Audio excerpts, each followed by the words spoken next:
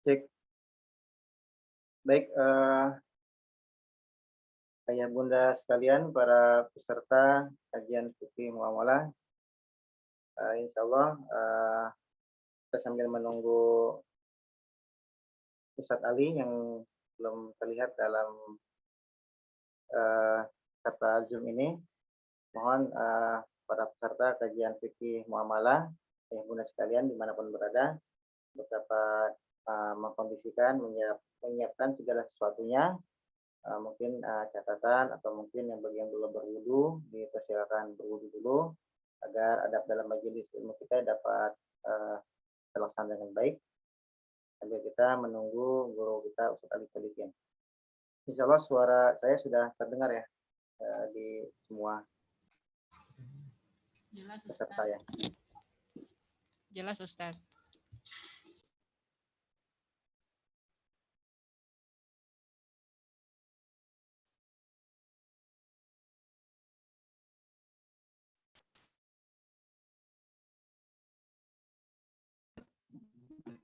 Assalamualaikum Ustaz Dani. Waalaikumsalam warahmatullahi.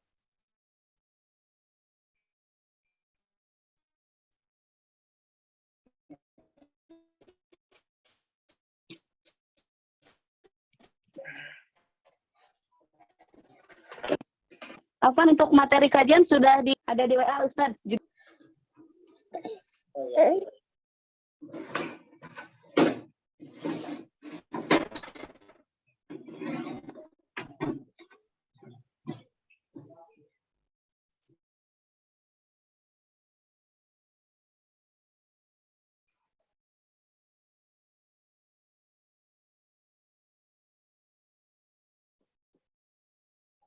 Ya, baik, kita belum melihat Ustadz Ali ya.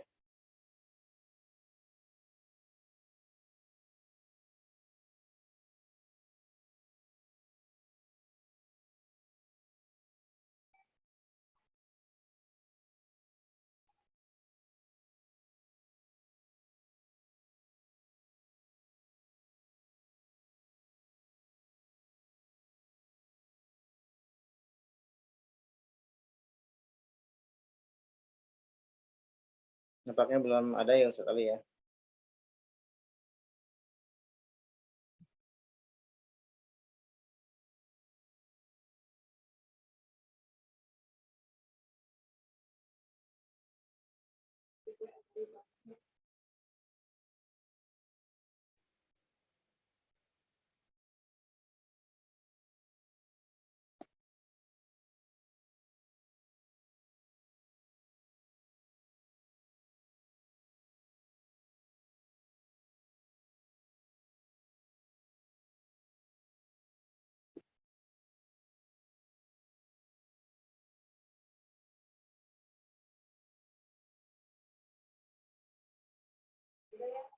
Udah.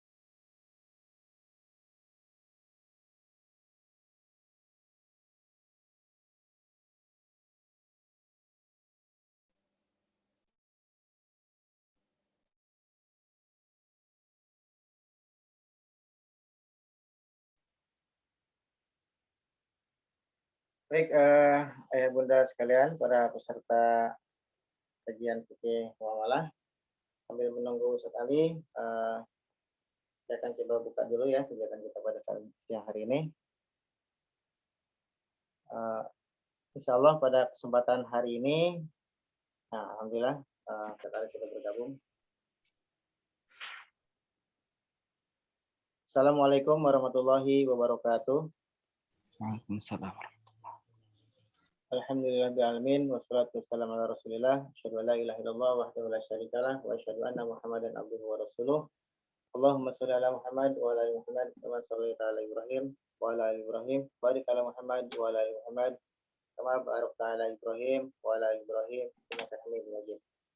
A'udzu billahi minasyaitonir rajim.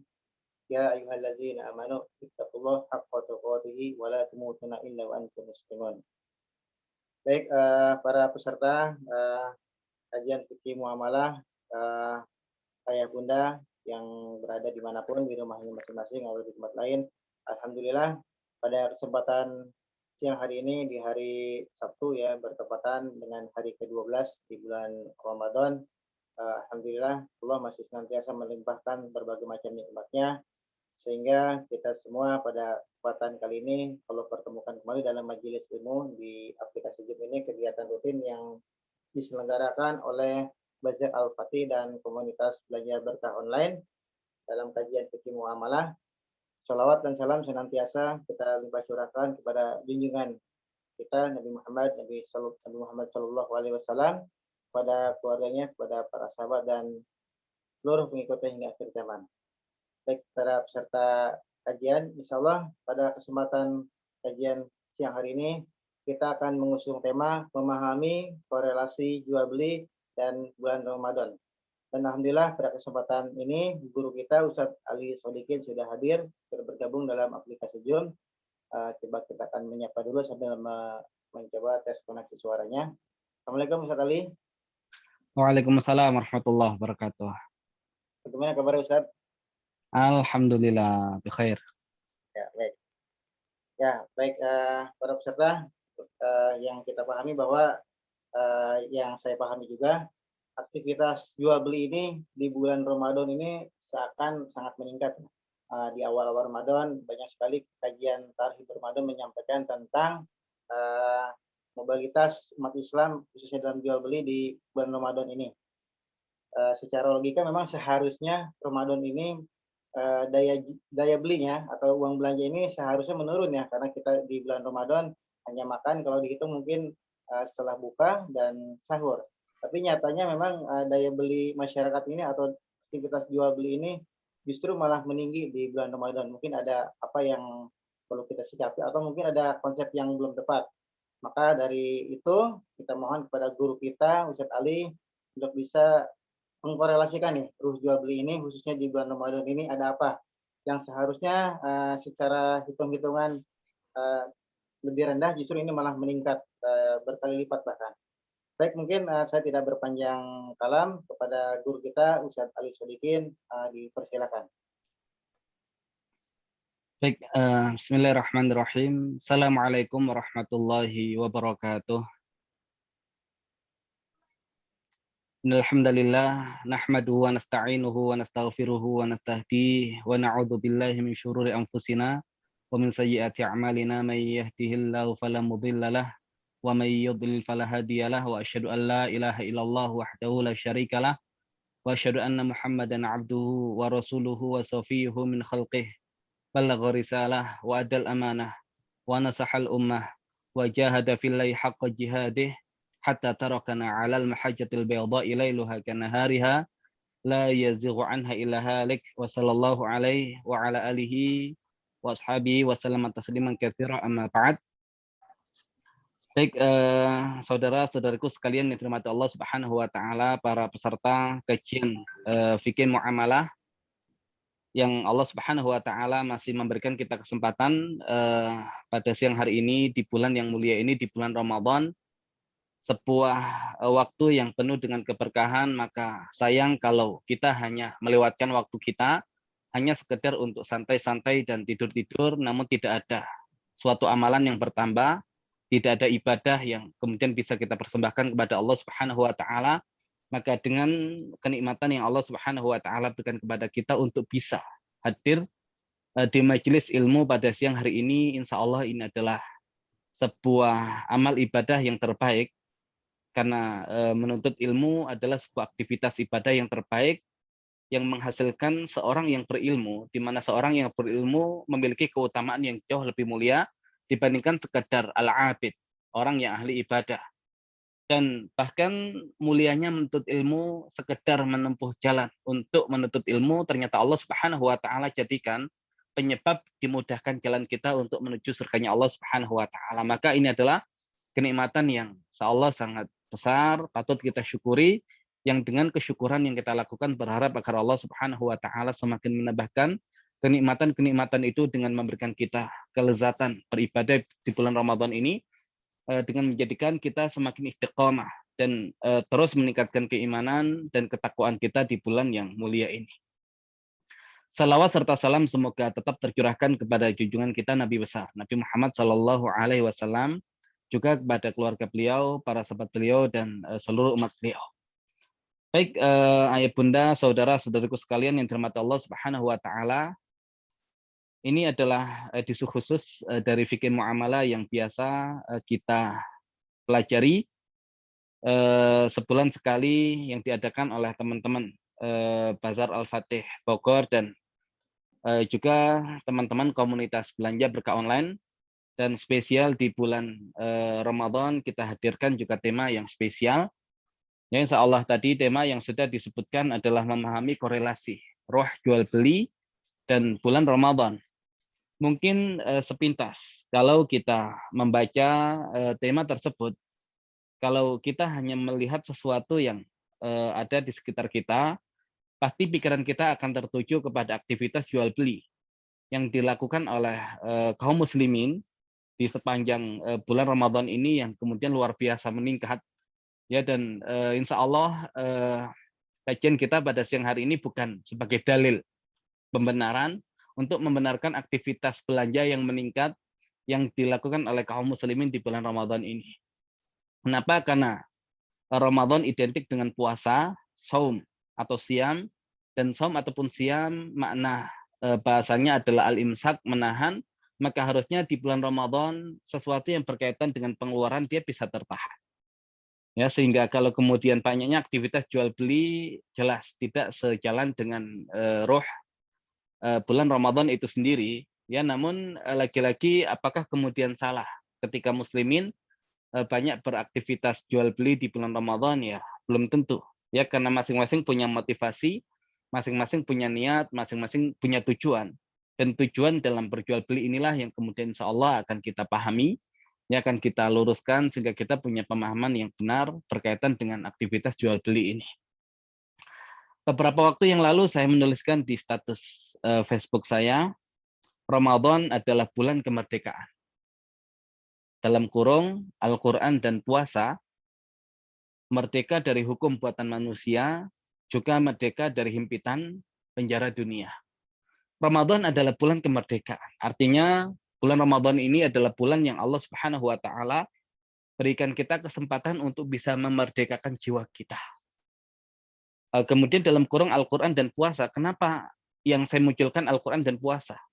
Karena Allah Subhanahu wa taala menyebut keduanya dalam rangkaian ayat yang sama. Surat Al-Baqarah 185, Allah Subhanahu wa taala berfirman, "Syahrul Ramadan alladzi unzila fihi al-Qur'an hudal linnas wa bayyinatin minal huda wal furqan, faman syahida minkum asy-syahra falyasum." Bulan Ramadan, bulan yang di dalamnya diturunkan Al-Qur'an sebagai petunjuk bagi manusia dan bayyinat, penjelas, minal huda wal furqan, dari petunjuk dan pembeda. Faman syahida minkum asy-syahra falyasum. Maka barang siapa yang menyaksikan hadirnya bulan Ramadan, maka hendaklah dia berpuasa. Jadi Ramadan Allah kaitkan dengan dua hal, Al-Quran dan juga puasa. Maka dengan Al-Quran kita mencoba untuk memerdekakan diri kita dari hukum buatan manusia, kan Al-Quran adalah hukum dan panduan yang Allah Subhanahu wa taala berikan, hudal linnas. Dan puasa adalah ibadah yang Allah Subhanahu wa taala syariatkan agar kita bisa memerdekakan jiwa kita dari himpitan penjara dunia. Bagaimana caranya? Nah, ini yang kemudian insya Allah akan kita pelajari, yang nanti kita korelasikan dengan aktivitas jual beli yang kita lakukan sebagai seorang muslim. Ya, seperti apa nanti panduannya. Nah, tema yang tadi kita munculkan, memahami korelasi antara roh jual beli dan bulan Ramadan. Dalam kurung konsep membangun masyarakat Islami dalam bingkai surat Al-Baqarah. Ya, jadi tujuan kita berjual beli bukan sekedar aktivitas untuk memenuhi kebutuhan sehari-hari kita, tapi ada konsep besar yang ingin dihadirkan oleh Al-Quran agar yang demikian menjadi panduan. Dan untuk ayat yang berkaitan dengan jual beli ternyata Allah munculkan dalam surat Al-Baqarah. Nah, sehingga kalau kita lihat surat Al-Baqarah adalah surat yang Allah Subhanahu wa taala turunkan di fase Madinah. Di awal bahkan sampai di akhir penghujung fase Madinah, Allah Subhanahu wa taala kawal muslimin dengan surat Al-Baqarah. Dan kita tahu perjalanan dakwah Nabi Muhammad SAW di fase Makkiyah dimulai dari islahul fard, perbaikan individu. Kemudian islahul mujtama', perbaikan masyarakat dengan memperbaiki keluarga-keluarga muslim. Kemudian baru puncaknya adalah islahul daulah, perbaikan negara di mana hukum-hukum Allah Subhanahu wa taala bisa diterapkan di sana. Dan itulah fase Madinah, di mana Nabi Muhammad SAW dengan para sahabat sedang membangun sebuah masyarakat Islami yang tinggal di sebuah negara Islam yang disebut dengan negara Madinah. Dan ternyata Allah Subhanahu wa taala mengawal bagaimana Rasulullah membangun masyarakat Islami itu dengan surat Al-Baqarah. Di awal-awal fase Madinah Allah turunkan surat Al-Baqarah, dan bahkan di akhir ya fase Madinah Allah masih memberikan panduan melalui surat Al-Baqarah. Maka kalau ada pembahasan ayat apa yang terakhir atau apa yang terakhir turun dari Al-Qur'an, sebagian mengatakan yang turun terakhir adalah surat An-Nasr, idza jaa nasrullahi wal fath. Ya, maka memang dia termasuk yang akhir-akhir turun. Tapi dia bukan ayat yang terakhir turun, tapi dia adalah surat utuh yang terakhir turun. Kemudian ada yang mengatakan, oh yang terakhir turun adalah ayat 3 surat Al-Maidah, al-yauma akmaltu lakum dinakum wa atmamtu alaikum ni'mati wa raditu lakumul Islam madinah. Maka kita katakan dia bukan ayat yang terakhir turun. Dia memang ayat hukum yang terakhir turun, tapi bukan ayat yang terakhir turun. Terus apa ayat yang terakhir turun? Maka insya Allah pendapat yang rajih adalah firman Allah Subhanahu wa taala, wattaqu yawman turja'una fihi ila Allah tsumma tuwaffa kullu nafsin ma kasabat wa hum la yudhlamun. Dan itu adalah salah satu ayat yang ada dalam surat Al-Baqarah. Artinya proses panjang. Surat Al-Baqarah mengawal bagaimana Rasulullah Shallallahu alaihi wasallam membangun masyarakat Madinah, membangun negara Madinah. Dan ini yang kemudian coba kita hadirkan. Dan ternyata hadirnya bulan Ramadan juga Allah Subhanahu wa taala sebutkan dalam surat Al-Baqarah. Maka semua tidak bisa dilepaskan, semua berkait antara satu dengan yang lain. Terlebih Al-Qur'an itu adalah sebuah ayat yang atau sebuah kitab yang Allah Subhanahu wa taala uhkimat ayatuhu. Allah jadikan ihkam, jadikan terkait dengan sangat erat antara satu ayat dengan ayat yang lain, tsumma fussilat. Kemudian Allah rincikan. Dan ini sayang kalau kemudian tidak kita jadikan panduan. Terlebih bulan Ramadan, bulan Al-Quran. Hudal linnas, sebagai panduan bagi manusia.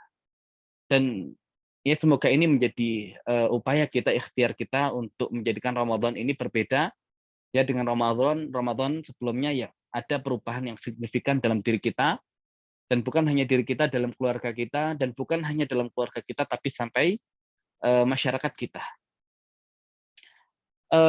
Ayat yang berkaitan dengan jual beli, Allah Subhanahu wa taala munculkan dalam surat Al-Baqarah ayat yang ke-275.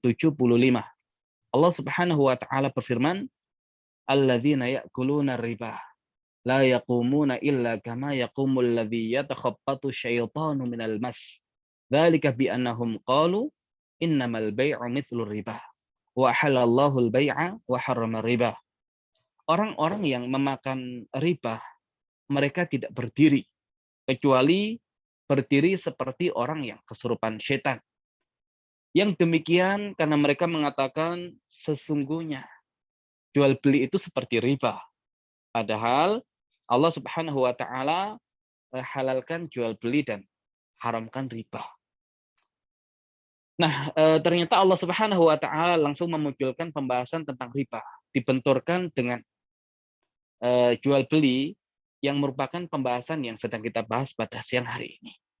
Dan riba ini adalah model ekonomi yang menjangkiti masyarakat di zaman turunnya Al-Qur'an, dan ternyata riba pula menjadi model ekonomi yang sampai kita rasakan pada hari ini. Ternyata semua solusinya untuk menghancurkan konsep ekonomi ribawi adalah dengan jual beli sebagaimana yang Allah Subhanahu wa taala hadirkan dalam surat Al-Baqarah ayat yang ke-275. Dan ternyata memang kehidupan kita di dunia ini hakikatnya adalah jual beli. Nah, jadi hidup kita di dunia ini adalah aktivitas jual beli. Makanya Allah Subhanahu wa taala menjelaskan tentang beberapa model jual beli yang ada dalam surat Al-Baqarah. Yang pertama adalah jual beli orang-orang munafik. Ya, walaupun ini lagi-lagi tema jual belinya tidak seperti yang kita pahami sebagai sebuah transaksi jual beli di sekitar kita, tapi ini sebuah konsep yang jauh lebih luas lagi. Ternyata Allah Subhanahu wa taala tadi menggambarkan kehidupan kita di dunia hakikatnya adalah aktivitas jual beli. Ya, namun model jual beli seperti apa yang mau kita jalani? Apakah seperti orang-orang munafik yang Allah Subhanahu wa taala gambarkan itu dalam surat Al-Baqarah ayat yang ke-16? Ulaikal ladzina ishtaraw ad-dhalalata bil huda fama rabihat tijaratuhum wa ma kanu muhtadin. Mereka itu, yaitu orang-orang munafik, alladzina ishtaraw ad-dhalalata bil huda, orang-orang yang menjual atau membeli kesesatan bil huda, dengan petunjuk yang sudah ada pada mereka. Fama rabihat tijaratuhum, maka tidak mendapatkan untung perdagangan mereka, wa ma kanu muhtadin, dan mereka tidak mendapatkan petunjuk. Bayangkan orang-orang munafik, orang-orang yang zahirnya menyatakan keislaman. Orang-orang yang diperlakukan oleh muslimin selayaknya orang-orang Islam yang lain, ya, karena zahirnya mereka adalah orang-orang Islam, dan mereka pula berinteraksi dengan Al-Qur'an. Makanya dalam sebuah hadis dijelaskan tentang perumpamaan orang Islam atau orang beriman yang membaca Al-Qur'an, maka seperti raihanah, seperti utruja, ya, seperti utruja yang dia baunya harum kemudian rasanya manis. Orang beriman yang tidak membaca Al-Qur'an, ya, maka seperti buah kurma, dia manis tapi tidak ada baunya. Ya, tidak ada baunya. Kemudian orang munafik yang membaca Al-Qur'an, ya, maka dia seperti raihanah. Baunya harum, ya, tapi rasanya pahit. Dan orang munafik yang tidak membaca Al-Qur'an seperti Hanzalah, yang tidak ada baunya tapi rasanya pahit. Artinya orang munafik ini juga berinteraksi dengan Al-Qur'an, petunjuk yang Allah Subhanahu wa taala berikan, ya, untuk menjadi pedoman hidup manusia, tapi ternyata mereka tidak bisa memanfaatkan itu, justru kemudian mereka jadikan petunjuk itu untuk membeli kesesatan. Ya, dan wajar ketika kemudian Allah Subhanahu wa taala akhirnya menjadikan mereka fiddarkil asfali minan nar, di dasar neraka, yang disebabkan oleh perbuatan mereka yang sangat buruk, bahkan melebihi orang kafir pada umumnya. Nah, ini model jual beli orang-orang munafik. Kemudian ada model jual beli orang-orang Yahudi. Allah Subhanahu wa taala gambarkan dalam surat Al-Baqarah ayat 79. Allah Subhanahu wa taala berfirman, "Fawailul lil ladzina yaktubuna al-kitaba bi aydihim, thumma yaquluna hadza min 'indillah." Maka kecelakaan bagi orang-orang yang menulis kitab dengan tangan-tangan mereka, kemudian mereka mengatakan ini dari sisi Allah. Liyashtaru bihi tsamanan qalila, untuk bisa membeli dengannya sesuatu yang murah, yaitu dunia. Fawailul lahum mimma katabat aydihim, maka celaka bagi mereka disebabkan yang ditulis oleh tangan-tangan mereka. Wa wailul lahum mimma yaksibun, dan kecelakaan bagi mereka disebabkan apa yang mereka usahakan. Nah, jadi orang-orang Yahudi rela mereka menulis kitab dengan tangan mereka, hasil karya mereka, tapi mereka berbohong dengan mengatakan hadza min indillah. Ini dari sisi Allah, hanya untuk diperjualbelikan dengan dunia. Ya, maka Allah Subhanahu wa taala mengatakan fawailun, maka kecelakaan lahum bagi mereka mimma katabat aydihim, disebabkan ulah tangan-tangan mereka, wawailun lahum mimma yaksifun, dan kecelakaan bagi mereka atas apa yang mereka usahakan. Apakah yang begini yang ingin kita jalani? Ya jelas tidak. Ya, kita tidak ingin berjual beli seperti jual belinya orang-orang munafik. Kita pun tidak ingin berjual beli seperti jual belinya orang-orang Yahudi. Lantas jual beli seperti apa yang ingin kita lakukan? Ya, kita berharap agar Allah Subhanahu wa taala berikan kita kesempatan untuk bisa berjual beli seperti jual belinya orang-orang beriman. Yang Allah Subhanahu wa taala gambarkan dalam surat Al-Baqarah ayat 207. Allah Subhanahu wa taala berfirman, "Wa minan nasi may yashri nafsahu ibtigha'a mardatillah wallahu raufum bil ibad." Dan di antara manusia ada yang yashri nafsahu, menjual dirinya ibtigha'a mardatillah, untuk mendapatkan keridhaan Allah Subhanahu wa taala, wallahu raufum bil ibad. Dan Allah itu Maha Penyayang terhadap para hambanya. Ya, dan kita berharap agar kita termasuk yang minan nas, sebagian dari manusia ini yang kemudian sanggup untuk menjual dirinya, bahkan menjual jiwanya, bahkan untuk mendapatkan keridhaan Allah Subhanahu wa taala. Dan kalau orang sudah sampai menjual sesuatu yang paling berharga dalam dirinya, yaitu jiwanya, yang itu adalah kehidupannya hanya untuk mendapatkan ridha dari Allah Subhanahu wa taala, maka jangan tanya aktivitas mereka di dunia seperti apa. Kalau jiwa saja mereka berikan untuk Allah, bagaimana dengan yang lain? Dan kemudian Allah tutup, wallahu raufum bil ibad. Dan Allah itu rauf. Dan rauf berkaitan dengan ra'fah. Dan ra'fah sebagaimana perkataan Imam Ibnu Jarir At-Tabari adalah a'la darajati rahmah. Tingkatan rahmat yang tertinggi. Jadi Allah berikan kasih sayang yang khusus, yang luar biasa, bil ibad, ya, kepada hamba-hambanya. Dan kata al-ibad jamak dari abdun. Dan abdun seorang hamba. Tapi abdun bisa Allah jamakkan dengan ibad, hamba-hamba khusus yang beriman. Dan terkadang Allah Subhanahu wa taala abdun ini dijamakkan dengan abid, hamba secara umum. Bahkan orang kafir juga disebut dengan abid.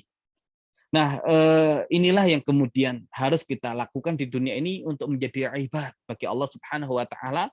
Bahkan kita rela memberikan jiwa kita kepada Allah Subhanahu wa taala. Kita menjual dan bertransaksi dengan Allah Subhanahu wa taala dengan ya jiwa kita sebagai ya alat tukarnya. Nah, sehingga inilah hakikat kehidupan dunia. Kita ini adalah hamba-hamba Allah Subhanahu wa taala.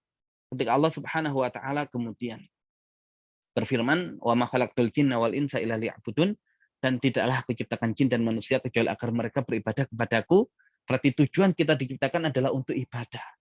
Dan ibadah seperti apa yang ingin kita berikan kepada Allah? Adalah ibadah dengan ikhtiar kita, yang kemudian kita persembahkan dengan sangat maksimal. Sehingga kemudian kita menjadi ibad, ya, hamba-hamba yang bersifat khusus.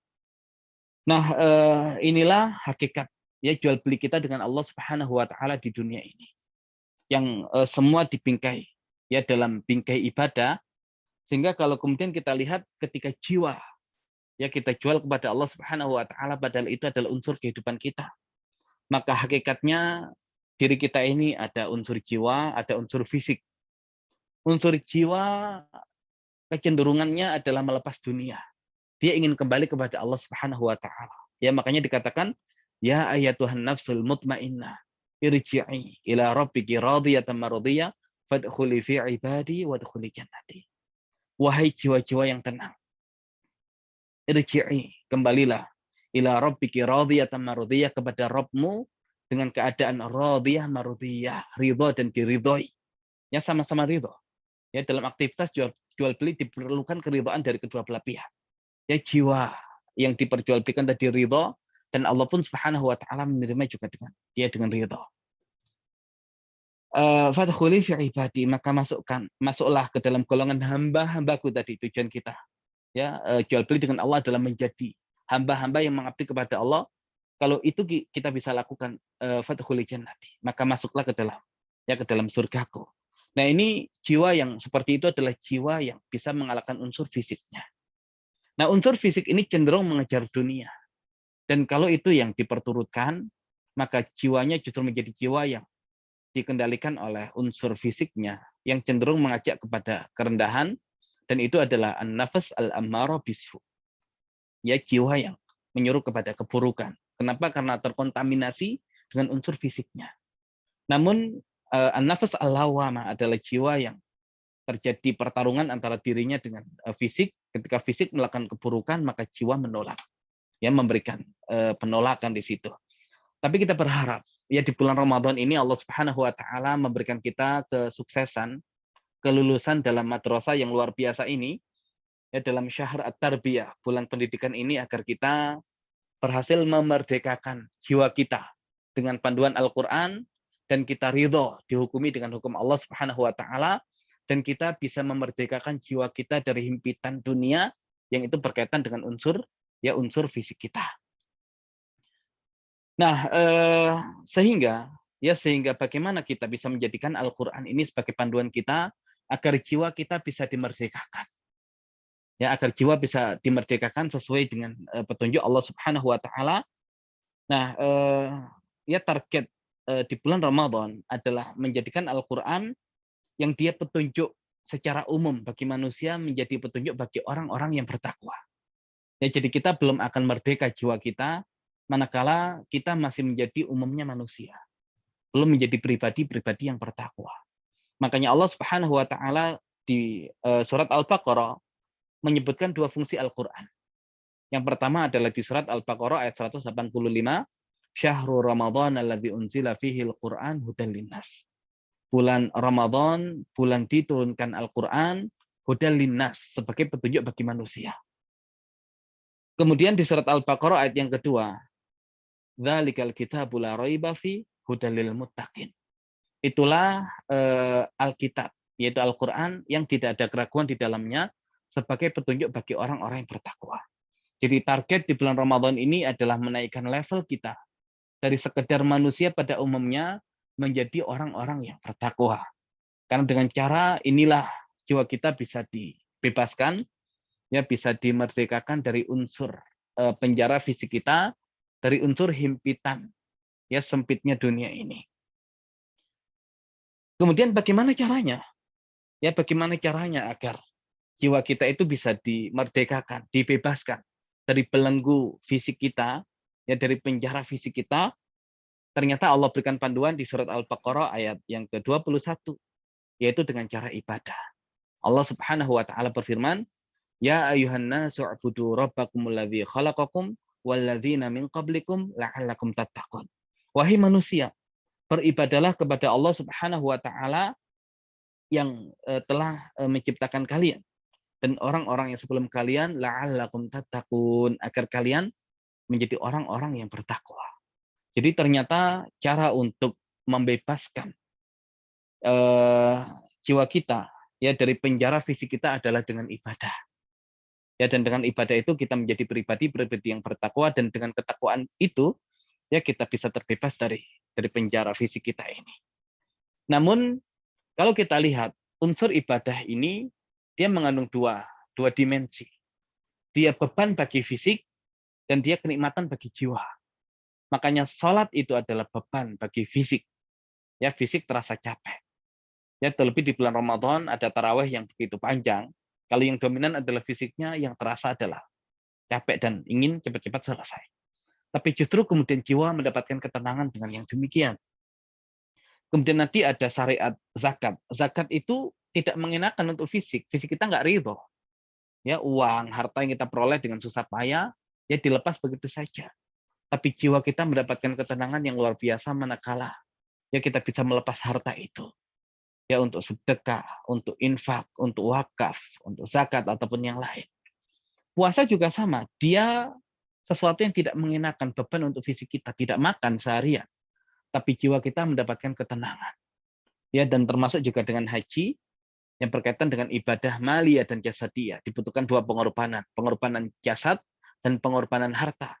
Ya, secara fisik tidak mengenakan, fisik, ya, terasa capek, harta berkurang. tapi justru jiwa mendapatkan ketenangan ya dengan yang demikian. Maka hakikatnya di bulan Ramadan ini Allah ajarkan agar kita memahami ibadah itu sebagai sebuah pertarungan antara unsur jiwa dan unsur fisik kita. Kalau kita ingin melihat hasilnya, lihat saja. Kalau kita masih merasa berat yang dominan adalah unsur fisik kita. Berarti jiwa kita belum merdeka sepenuhnya. Tapi kalau kemudian kita bisa merasakan ketenangan, ya kenyamanan, kekhusyuan, maka itu menandakan jiwa kita lebih dominan daripada unsur fisik kita. Dan itu yang kemudian terus ya kita tingkatkan agar ya semakin meningkat ketakwaan yang ada dalam jiwa kita, yang dengannya Allah Subhanahu wa taala memberikan yang terbaik bagi kita dan membebaskan jiwa kita dari belenggu dunia ini. Nah, sehingga mustahil ibadah-ibadah itu bisa dinikmati oleh jiwa kalau kemudian kita belum sampai ke level takwa. Ya, belum sampai ke level takwa. Makanya kalau kita pahami ibadah yang merupakan tujuan awal penciptaan manusia, Allah Subhanahu wa taala sebutkan dalam surat Az-Zariyat ayat yang ke-56. Wa ma khalaqtul jinna wal insa illa liya'budun. Tidaklah diciptakan jin dan manusia kecuali agar mereka beribadah kepadaku. Kalau kita lihat surat Az-Zariyat ini termasuk surat Makkiyah. Surat-surat yang turun di fase Makkah.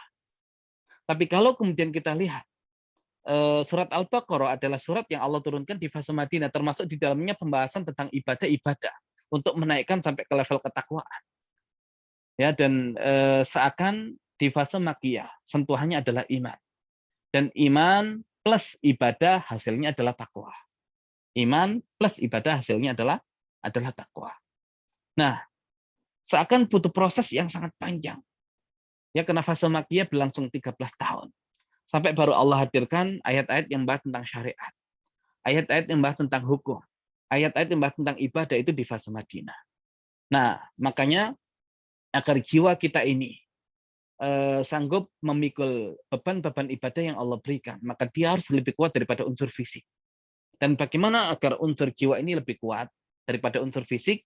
Nah, inilah penanaman iman yang dilakukan oleh Nabi Muhammad SAW di fase Makkiyah terhadap para sahabat. Dan iman itu kita tahu ada rukun iman.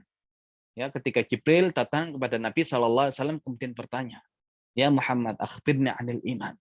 Wahai Muhammad, kabarkan kepadaku tentang iman.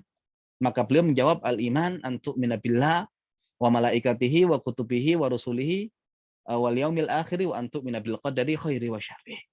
Iman itu hendaklah kamu beriman kepada Allah, kepada malaikat-malaikatnya, kepada kitab-kitabnya, kepada rasul-rasulnya, kepada hari akhir, dan kamu beriman kepada qadarnya, ya, kepada qada dan qadarnya, baik yang baik ataupun yang buruk. Dan ini rukun iman, wajib ada. Dan ternyata cabang iman nanti sangat banyak. Ya, sehingga dalam hadits dikatakan al-iman bid'un wa sab'una syu'bah. Dan di riwayat yang lain bid'un wa sittuna syu'bah. Iman itu 70 sekian cabang. Riwayat yang lain iman itu 60 sekian cabang. A'laha atau afdaluha al-kalimah la ilaha illallah. Yang paling tinggi dan yang paling afdal adalah kalimat la ilaha illallah. Wa adanaha, dan yang paling rendah imatatul adza 'anit thariq, menghilangkan sesuatu yang menyakitkan dari jalannya manusia. Wal haya'u syu'batun minal iman, dan malu itu termasuk satu cabang dari cabang-cabang iman. Nah, iman kepada Allah, iman kepada malaikat, iman kepada kitab-kitab, iman kepada para rasul, iman kepada hari akhir, iman kepada qada dan qadar adalah rukun, harus ada. Tapi dari rukun itu kemudian kalau kita press, ketemunya adalah iman kepada Allah dan iman kepada hari akhir. Iman kepada Allah dan iman kepada hari akhir. Makanya selalu disandingkan ya dalam banyak hal berkaitan dengan iman kepada Allah dan iman kepada hari akhir.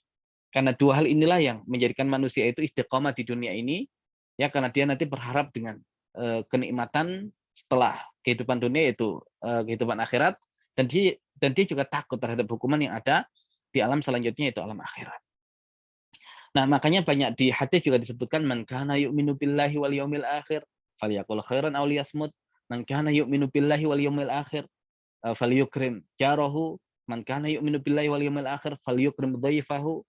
Barang siapa yang beriman kepada Allah dan hari akhir, hendaklah dia berkata baik atau diam, Barang siapa beriman kepada Allah dan hari akhir, hendaklah dia memuliakan tetangganya. Dan barang siapa yang beriman kepada Allah dan hari akhir, hendaklah dia memuliakan tamunya. Ya, dan kalau kemudian kita lihat, ini yang menjadikan manusia istiqomah. Dan manusia itu hidup di dunia, ibadah kepada Allah. Ya, nanti dilandasi dengan 3 motivasi. Ada roja, ada khauf, ada mahabbah. Roja, pengharapan.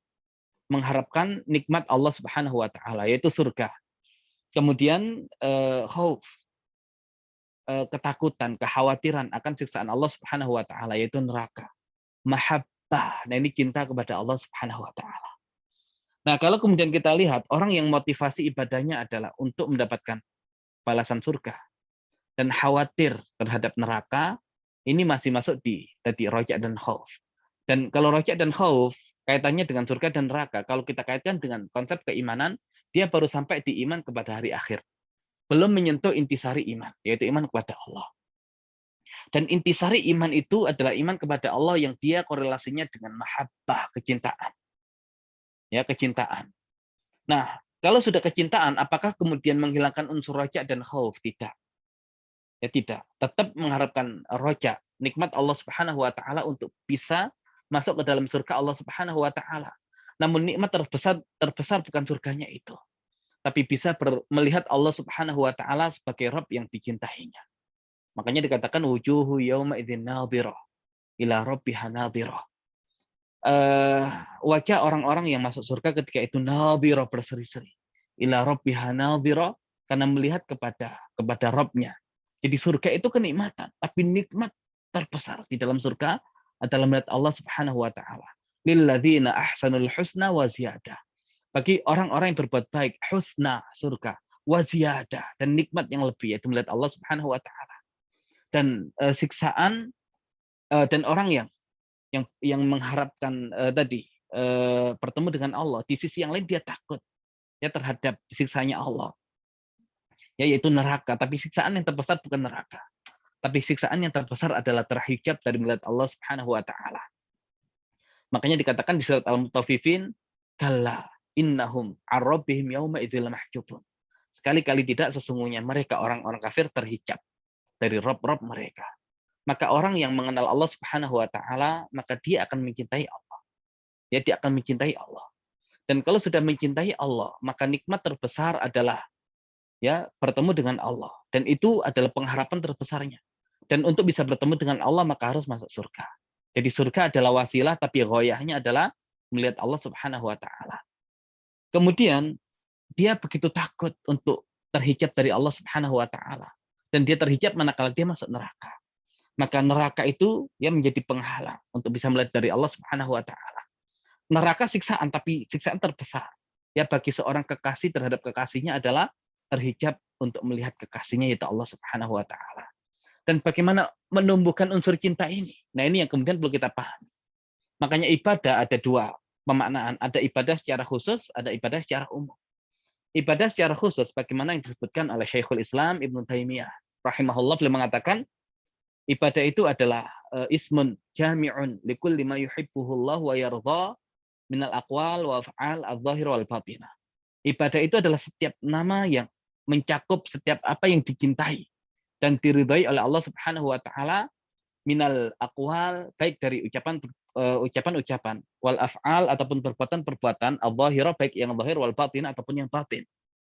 Nah, sekedar menyentuh ya atau sekedar kita melakukan hal-hal yang Allah sukai, Allah ridhoi, terlepas apa motivasinya, ya maka itu adalah ibadah. Mengharapkan surga dengan amalan yang Allah ridhoi, ibadah.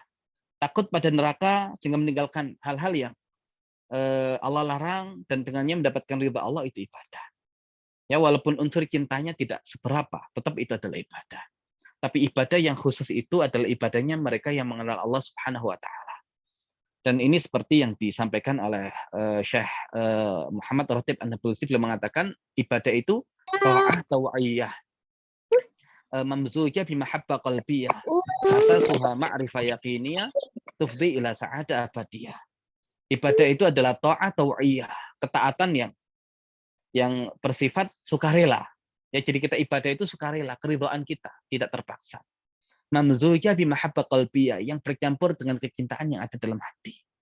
Asasuha ma'rifah yaqiniyah, yang asasnya, fondasinya adalah pengetahuan yang bersifat yakin. Nah, ini kalau kita belum mengenal Allah sampai selevel ini, mustahil menghadirkan ya cinta dalam hati kita. Dan kalau belum hadir cinta, ya berarti ujung-ujungnya iman kita itu masih belum sepenuhnya. Dan kita masih bergantung kepada keimanan berkaitan dengan surga dan neraka, iman pada hari akhir. Tapi iman kepada Allahnya belum seutuhnya. Dan kalau bisa yang demikian, tufdi ila sa'ada abadiyah. Ya, mengantarkan kepada kebahagiaan yang abadi. Nah, bagaimana caranya? Nah, iman kepada Allah. Tapi agar iman kepada Allah ini iman yang benar-benar. Ya, bukan sekedar iman yang hanya mengharapkan surga dan takut pada neraka, tapi iman yang melahirkan cinta. Maka iman kepada Allah itu berkaitan dengan ilmu kita berkaitan dengan Allah. Dan ilmu berkaitan dengan Allah ada dua. Ada al-ilmu billah, ilmu berkaitan dengan Allah, al-ilmu bi awamirillah wa nawahi. Ilmu berkaitan dengan perintah-perintah Allah dan larangan-larangannya. Nah, kalau kemudian kita dahulukan ilmu tentang Allah, baru ilmu tentang perintah dan larangannya, maka yang demikian melahirkan kecintaan. Yang melahirkan kecintaan. Tapi kalau kemudian yang kita dahulukan adalah mengenal perintah-perintah dan larangan Allah sebelum mengenal Allah seutuhnya, itu akan sulit untuk melahirkan kecintaan. Yang ada adalah keterpaksaan. Makanya mengenal Allah sebelum perintahnya dan larangannya melahirkan ketakwaan atau fikih takwa. Tapi kalau mengenal perintah dan larangannya sebelum mengenal Allah, yang lahir adalah fikih fatwa. Nah, fikih fatwa ini sekedar ibadah tadi. Ya, hanya mengharapkan surga dan takut pada neraka. Tapi kalau fikih takwa, karena sebab kecintaan kepada Allah, ingin memberikan yang maksimal kepada Allah. Ya, karena jiwa ini berasal dari Allah dan ya berharap bisa kembali ya dengan keadaan yang mutmainnah, ya dengan tenang menghadap Allah Subhanahu wa taala yang ini tadi disebabkan oleh ketakwaan. Makanya ya untuk melahirkan konsep takwa tadi dimulai dari mengenal Allah baru mengenal perintah dan larangannya. Makanya kenapa Allah perintahkan ibadah atau jelaskan tentang ibadah sebagai tujuan diciptakan manusia di surat Az-Zariyat yang merupakan surat Makkiyah. Tapi detail ibadahnya nanti Allah Subhanahu wa taala jelaskan di surat Al-Baqarah di fase Madaniyah agar kita memulai dulu mengenal Allah sebelum memulai untuk mengenal perintahnya. Agar fikih yang kita hasilkan adalah ya fikih takwa. Dan kalau seandainya kita langsung belajar tentang perintah dan larangan Allah, maka yang lahir dari kita adalah ya adalah fikih fatwa. Ya, kita tidak sepenuhnya bisa memberikan yang terbaik kepada Allah Subhanahu wa taala. Jadi ibadah itu jadi beban. Kenapa? Karena fisik kita masih sangat dominan. Jiwa kita belum tersibgha dengan ya dengan nama-nama Allah yang indah. Kalau sudah tersibgha, maka jiwa itu merasa ya nyaman, ya merasa mendapatkan ketenangan dengan melakukan ibadah-ibadah itu. Nah, maka ini rahasia bagaimana Rasulullah dengan para sahabat di fase Madinah yang merasakan kenyamanan ibadah yang begitu luar biasa. Bahkan berkaitan dengan sholat. Ya, Rasul mengatakan kepada Bilal, ya Bilal arihna bis sholat. Wahai Bilal, istirahatkan kita dengan sholat. Karena sholat adalah istirahatnya jiwa. Dan yang lebih dominan dari Rasulullah Sallallahu Alaihi Wasallam dengan para sahabat adalah jiwa mereka. Tapi kalau kita seandainya ketemu dengan Bilal, ya mungkin kita mengatakan ya Bilal arihna minas shalah. Wahai Bilal, istirahatkan kita dari salat.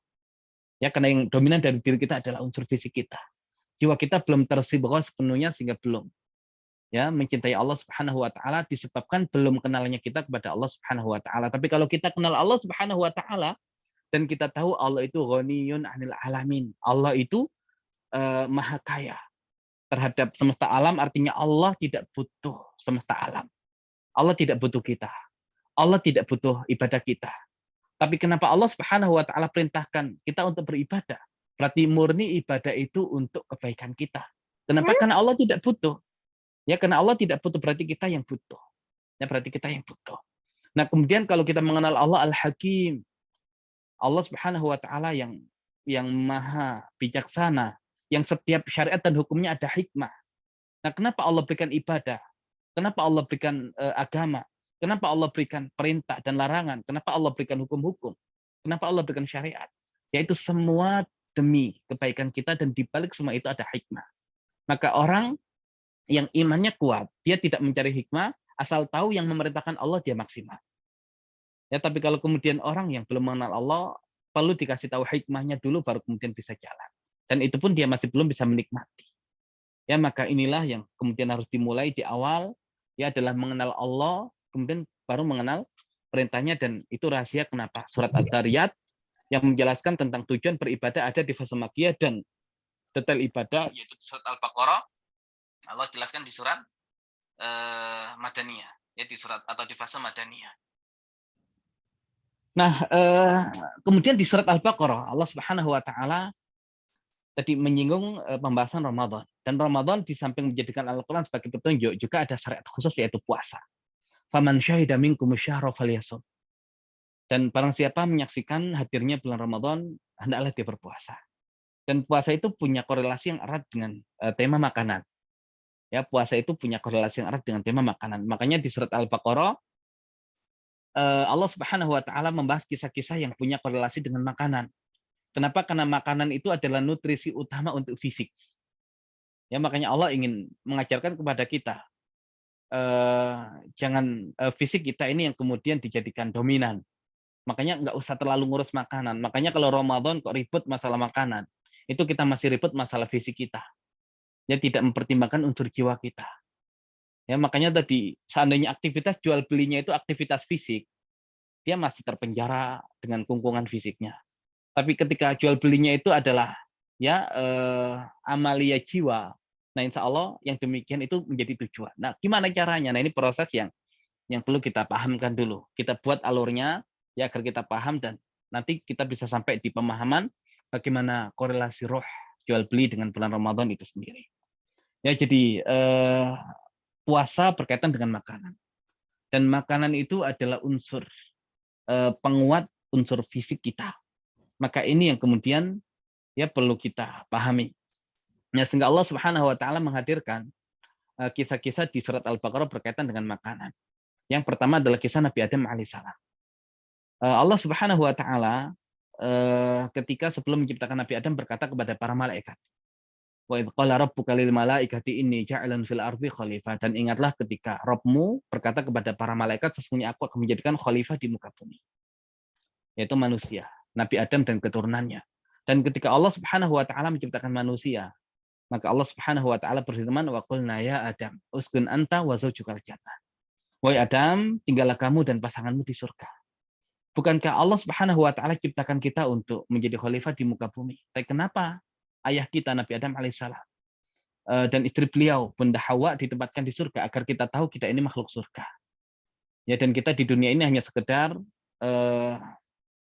menjalankan ujian dari Allah Subhanahu wa taala untuk mengumpulkan bekal, dan bekal yang terbaik tadi takwa. Wa tazawwadu fa inna khairaz zadi taqwa.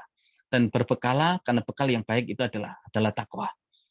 Nah, agar kita tahu kita makhluk surga yang insya Allah nanti kalau bekal kita cukup, kita akan kembali ke kampung halaman kita, yaitu surganya Allah Subhanahu wa taala. Dan di surga itu Allah ternyata membahas tentang kenikmatan.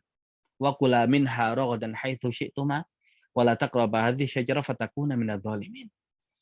Dan makanlah sekehendak kalian apa-apa yang ada di dalam surga itu sepuas kalian.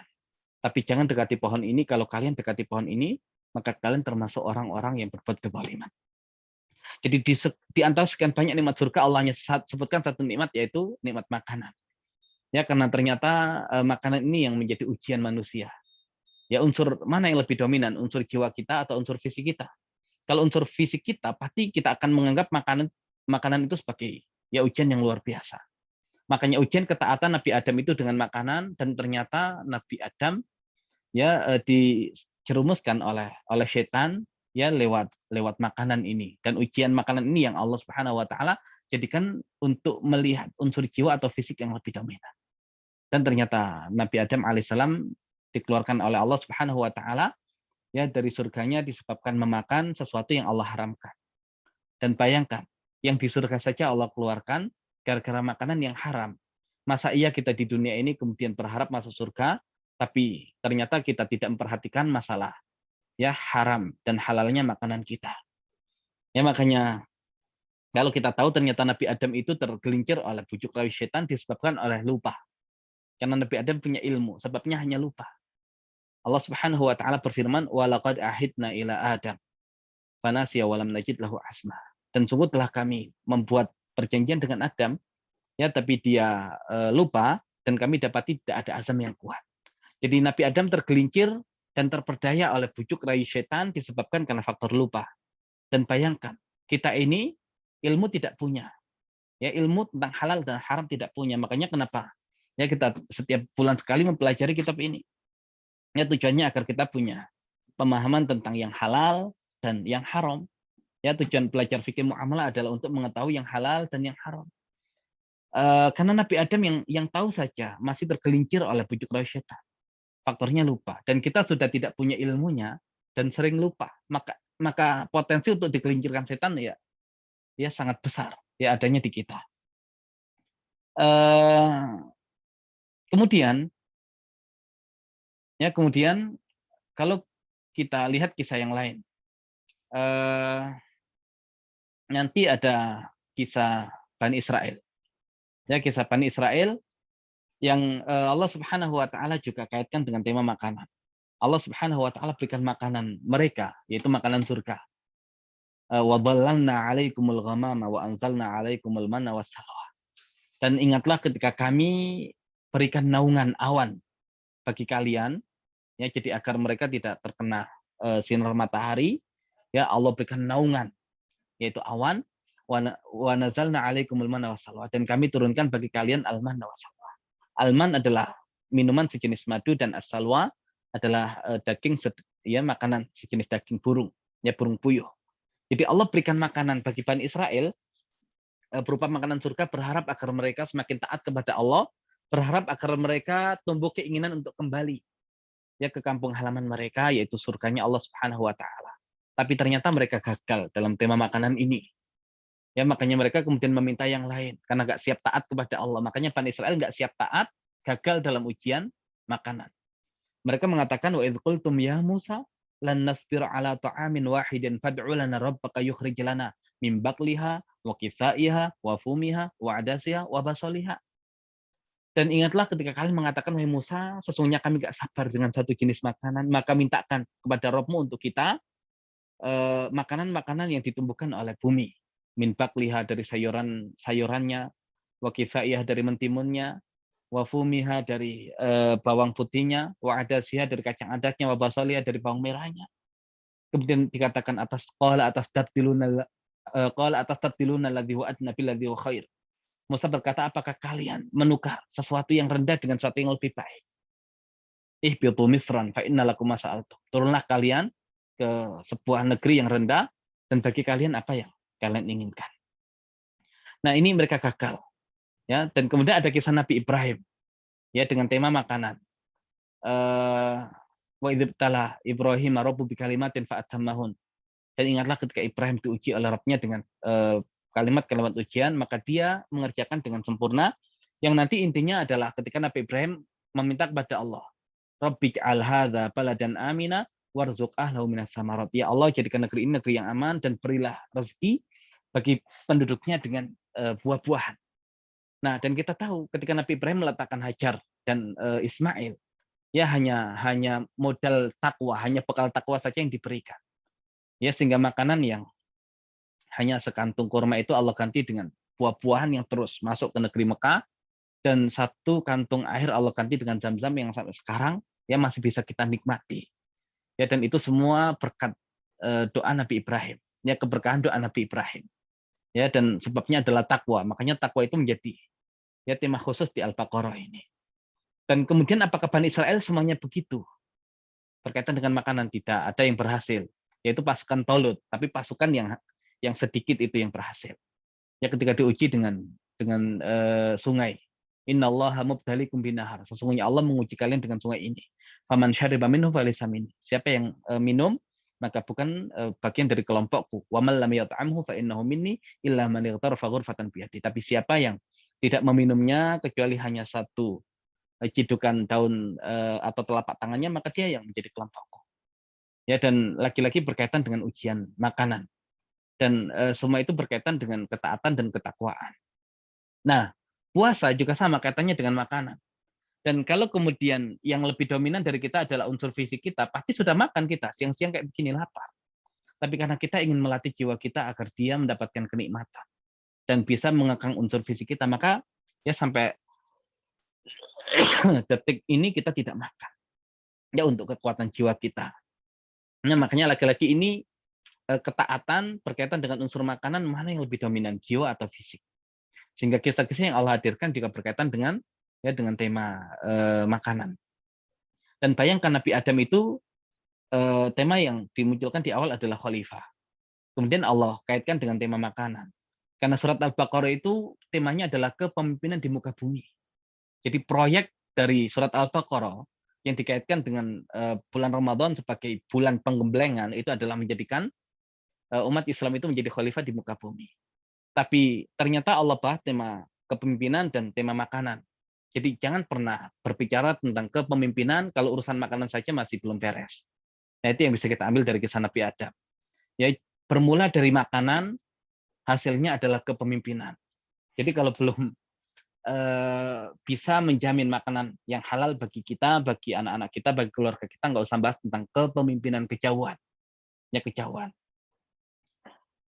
Nah, kemudian makanan juga berkaitan dengan tadi fisik kita yang berasal dari unsur tanah yang rendah. Itu juga perlu kemudian diberikan nutrisi karena tadi kita tidak mengharapkan makanan penting. Ya penting karena itu kebutuhan fisik. Tapi jangan ketika diberikan kebutuhan itu melebihi tujuan awalnya. Ya, karena jiwa yang harus lebih dominan. Fisik ini dikasih makan sekedar bisa hidup saja. Ya, tapi ada aturan.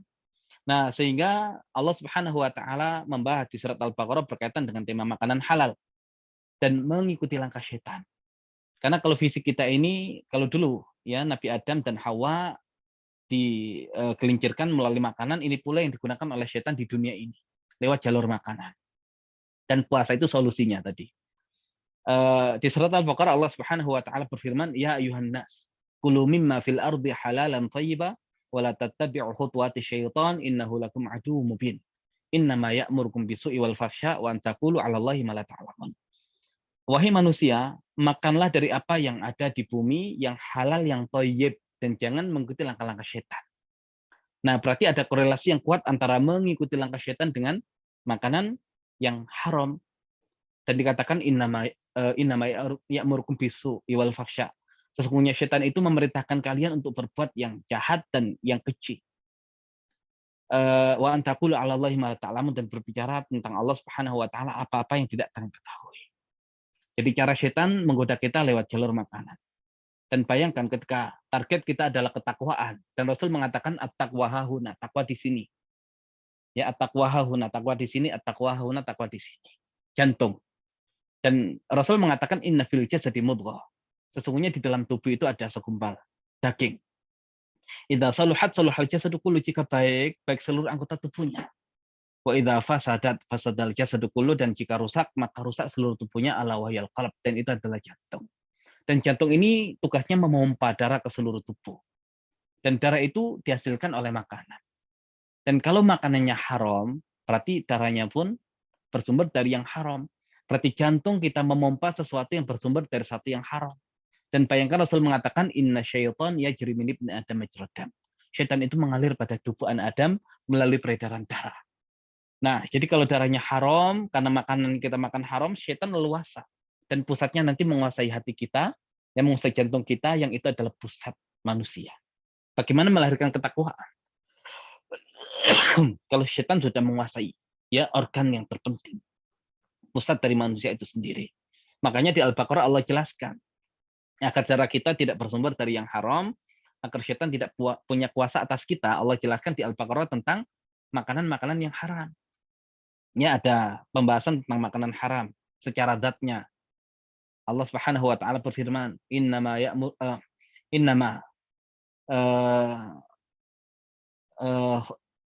hurima alaikumul maita wad dam ya wal lahmal khinzir wa ma uhilla bihi li ghairillah. Sesungguhnya yang diharamkan atas kalian itu adalah maita, bangkai, wadam, dan darah, wa lahmal khinzir, dan daging babi. Wa ma uhilla bihi li ghairillah. Jadi innama harama alaikumul maitah waddam wa lahmal khinzir wa ma uhilla bihi li ghairillah. Ini haram secara zatnya. Khamr, gitu ya. Yas'alunaka 'anil khamri wal maisir qul fihi ma itsmun kabir wa manafi'u lin-nas wa itsmuhuma akbar min naf'ihima mereka bertanya kepadamu Muhammad tentang khamr dan judi. Katakan dalam keduanya itu ada manfaat bagi manusia, tapi ya ada dosa dan manfaat bagi manusia, tapi dosanya itu lebih besar daripada ya manfaatnya. Ini haram juga secara zat. Juga nanti Allah Subhanahu wa taala jelaskan tentang riba. Ya, riba itu adalah menghasilkan harta dengan cara yang haram. Haram cara memperolehnya. Nah, itu Allah Subhanahu wa taala jelaskan itu semua agar kita terhindar dari yang haram. Kenapa? Agar setan tidak punya kuasa atas diri kita. Ya kenapa? Ya karena setan kalau sudah berkuasa atas diri kita, selesai kita. Ya, dan puasa itu tadi ya menjadi solusi atas yang demikian. Bayangkan ya, yang halal saja tidak kita makan kok ketika puasa. Ya, di rumah kita kan ada makanan, insya Allah. Dan insya Allah kita peroleh dengan cara yang halal. Itu tidak kita makan karena taat kepada Allah. Ya, taat kepada Allah dengan cara tidak makan yang halal. Masa iya kemudian selesai Ramadan kok makan yang haram lagi? Ya, seakan-akan kemudian gagal semua. Dan ya kalau kita lihat ya di ayat puasa itu kan nanti Allah selipkan tentang doa. Wa idza salaka ibadi anni fa inni qarib ujibu da'wata da'i idza da'an falyastajibu li wal yu'minu bila alam yarsyudun. Jika mereka bertanya kepadamu Muhammad tentangku, sesungguhnya aku dekat. Nah, ini masalah kedekatan dengan Allah. Ujibu da'wata da'i idza da'an. Aku mengabulkan doa orang yang berdoa kepadaku. Allah dahulukan kata mengabulkan, seakan jaminan dari Allah, asal kita berdoa kepada Allah, Allah kabulkan. Kenapa? Karena Allah dekat. Wal yu'minu bi, ya maka hendaklah beriman, walih tajibuli, hendaklah menyambut seruanku, wal yu'minu bi, dan beriman kepadaku, la'allahum yarsyudun, agar mereka mendapatkan bimbingan. Nah, ternyata ya doa yang kemudian waktu mustajab salah satunya adalah puasa. Ya kenapa? Karena tadi Allah itu dekat. Tapi bisa jadi tidak Allah kabulkan. Kenapa? Gara-gara makanan yang haram. Gara-gara makanan yang haram.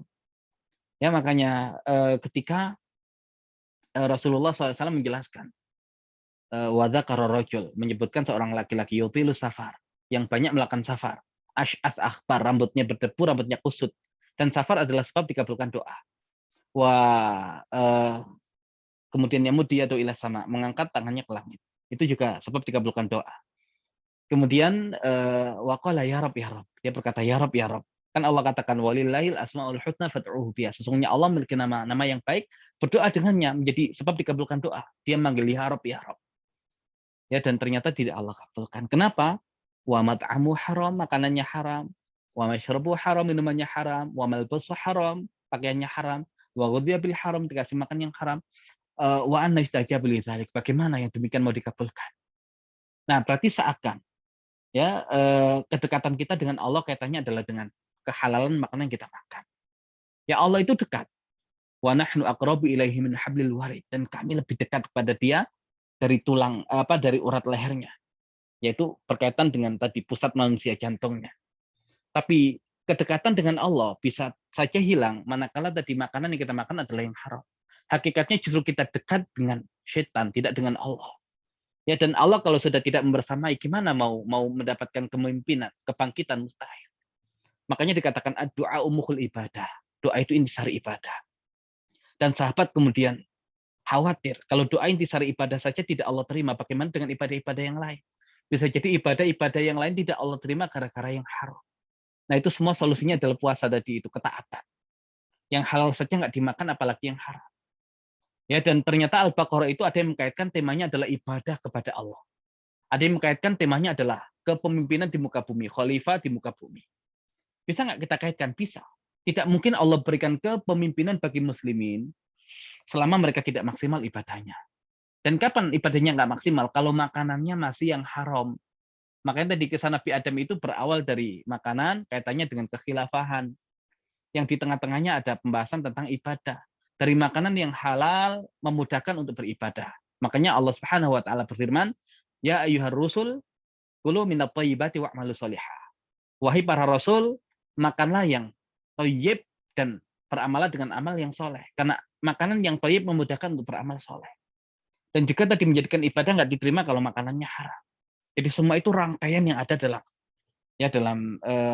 surat Al-Baqarah. Dari tema makanan, korelasinya tentang ibadah, ya diterimanya ibadah, dan dari tema ibadah Allah berikan kepemimpinan. Dan tadi ada tema makanan, Bani Israel gagal, tidak taat. Dalam masalah ibadah, ternyata kita pun disuruh menyelisih Bani Israel. Nah, berarti kalau kemudian tema takwa, ya tema takwa dan ketaatan itu kita dilarang mengikuti Bani Israel. Ya, kenapa mereka kaum yang tidak takwa, tidak taat, ya mereka gagal. Nah, sehingga sampai ibadah-ibadah pun harus beda dengan Bani Israel. Salat, masalah kiblat di Al-Baqarah dibahas. Nggak boleh sama dengan Bani Israel. Ya Yahudi. Ya makanya awalnya muslimin kiblatnya ke Masjidil Aqsa. Di fase Makkiyah masih bisa menghadap ke keduanya, mengambil sisi selatan, bisa menghadap Masjidil Haram, Ka'bah, dan juga menghadap Masjidil Aqsa. Tapi ketika hijrah ke Madinah, ya berlawanan, maka muslimin hanya bisa menghadap ke Masjidil Aqsa, dan tidak nyaman ketika kemudian Yahudi mengklaim muslimin itu ya tidak mengikuti agama kita tapi kiblat ikut kita. Dan orang Islam tuh nggak ridho disama-samakan dengan Yahudi. Maka Rasul kemudian meminta agar Allah pindahkan kiblatnya, dan setelah 16 atau 17 bulan menghadap Masjidil Aqsa dipindahkan menghadap Ka'bah, Masjidil Haram. Ya, kemudian nanti beberapa ibadah harus beda. Puasa saja yang Allah katakan ya ayyuhalladzina amanu kutiba alaikumusiyam kama kutiba alal ladzina min qablikum la'allakum tattaqun. Wahai orang-orang yang beriman, diwajibkan atas kalian berpuasa sebagaimana diwajibkan atas orang-orang sebelum kalian termasuk Yahudi. La'allakum tattaqun, agar kalian menjadi orang-orang yang bertakwa. Yahudi puasa, kita pun puasa, tapi agar tidak sama, maka ada syariat sahur. Ya, jadi di samping tasahhuru fa inna fis sahuri barokah, makan sahurlah kan dalam sahur itu ada keberkahan, kita hadirkan juga agar kita berbeda dengan Yahudi. Nah, jadi kalau kemudian pengen sahur, hadirkan nuansa itu, kita harus beda dengan Yahudi. Jadi ibadah-ibadah itu untuk sampai level ideal harus beda dengan mereka. Ya harus beda dengan mereka. Nah, sekarang kalau itu semua ternyata bermuara pada puasa, ibadah muaranya ada pada unsur makanan, dan makanan tadi disesuaikan dengan puasa. Kemudian tema ketaatan kepada Allah berkaitan dengan makanan, itu juga diselesaikan dengan puasa. Dan makanan punya korelasi yang erat dengan ibadah, punya korelasi yang erat dengan kepemimpinan. Maka semua bermuara pada puasa. Makanya kalau Ramadan itu menjadi sebuah madrasah yang menggembleng kaum muslimin, menggembleng orang-orang beriman untuk naik level. Ya, dengan ditambah ibadah agar sampai ke level takwa. Ternyata ibadah yang paling ideal untuk itu semua adalah puasa. Ya, adalah puasa. Nah, makanya puasa ini yang secara khusus kemudian Allah sebutkan, faman syahida minkum syahra falyasum. Maka barang siapa yang melihat hadirnya Ramadan, menyaksikan hadirnya Ramadan, hendaklah dia berpuasa. Baik, sekarang kalau kita lihat puasa, bahasa Arabnya adalah saum. Ya, saum atau siam. Tapi Al-Qur'an bedakan penggunaan kata saum dengan siam. Ya, membedakan antara itu. Sehingga saum digunakan untuk kisah Maryam. Allah Subhanahu wa taala mengkisahkan kisah Maryam.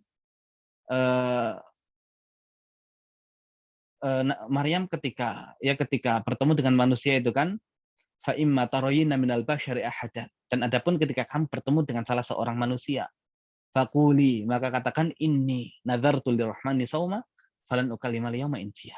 Sesungguhnya aku bernazar ya untuk Ar-Rahman shauma, puasa, falan ukallima al-yawma insiya, dan aku tidak akan berbicara dengan manusia pun pada hari ini.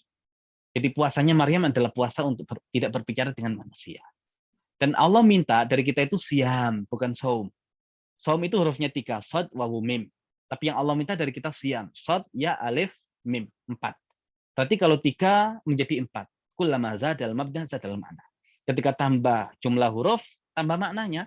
Dan Allah Subhanahu wa taala berfirman, ya ayyuhalladzina amanu kutiba alaikumusiyam. Yang Allah minta dari kita siam. Berarti seakan dari puasa yang pertama ini Allah naikkan level yang lebih tinggi lagi. Berarti kalau standar puasa dalam menjaga lisan, Allah minta lebih lagi, yaitu menahan dari hal-hal yang membatalkan puasa, mulai terbit fajar ya sampai tenggelam matahari. Nah, itu yang Allah harapkan.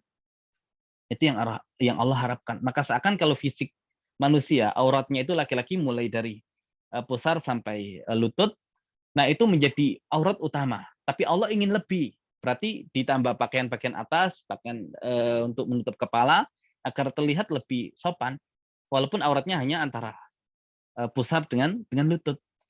Tapi seandainya kemudian Allah minta lebih, ternyata pakai pakaian bagian atas, pakai penutup kepala, tapi aurat utamanya dibuka. Nah itu kayak orang yang puasa itu tidak makan, tidak minum, tapi tidak bisa jaga lisan. Ya tidak bisa jaga lisan, itu hilang roh puasanya.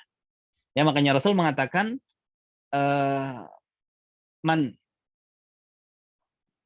lam yada' qaula zur wal amala bihi falaysa lillahi hajatun fi ayyada at'ama wa syarabahu.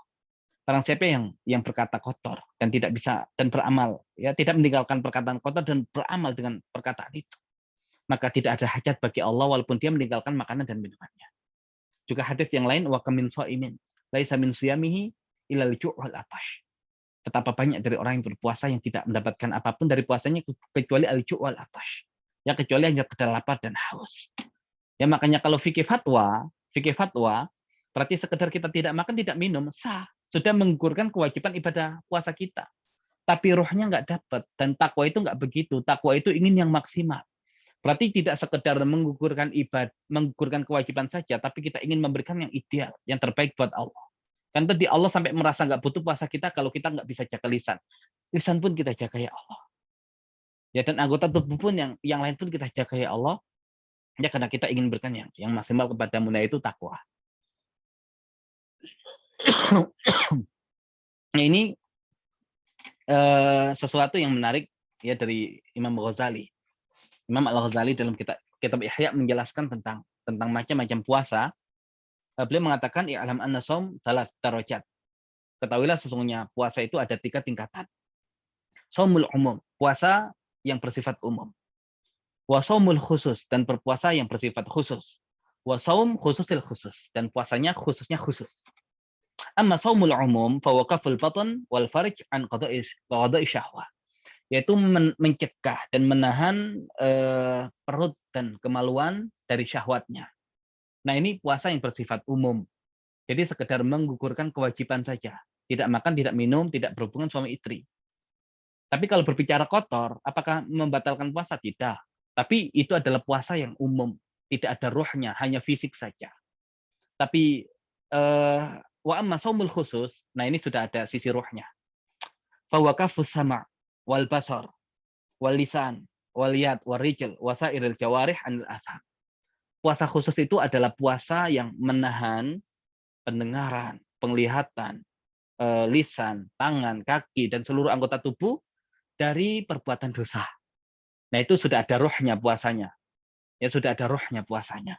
Nah, yang lebih hebat lagi, wa amma shaum khususil khusus. Adapun puasa khususnya khusus, fa shaumul qalb, maka puasanya qalb, tadi pusat takwa itu ada di sini. Shaumul qalb minal himam ad-daniyah, dari tujuan-tujuan yang rendah. Wal afkar ad-dunyawiyah, dan afkar dunyawiyah, dan pemikiran-pemikiran dunia. Jadi kalau kemudian sampai level puncaknya, ini level para nabi dan wali. Puasa itu bisa sampai kemudian menghilangkan semua tujuan-tujuan yang rendah, semua pikiran-pikiran dunia, wakaffuhu amma siwallahi bil kulliyah, dan menghilangkan semua yang selain Allah.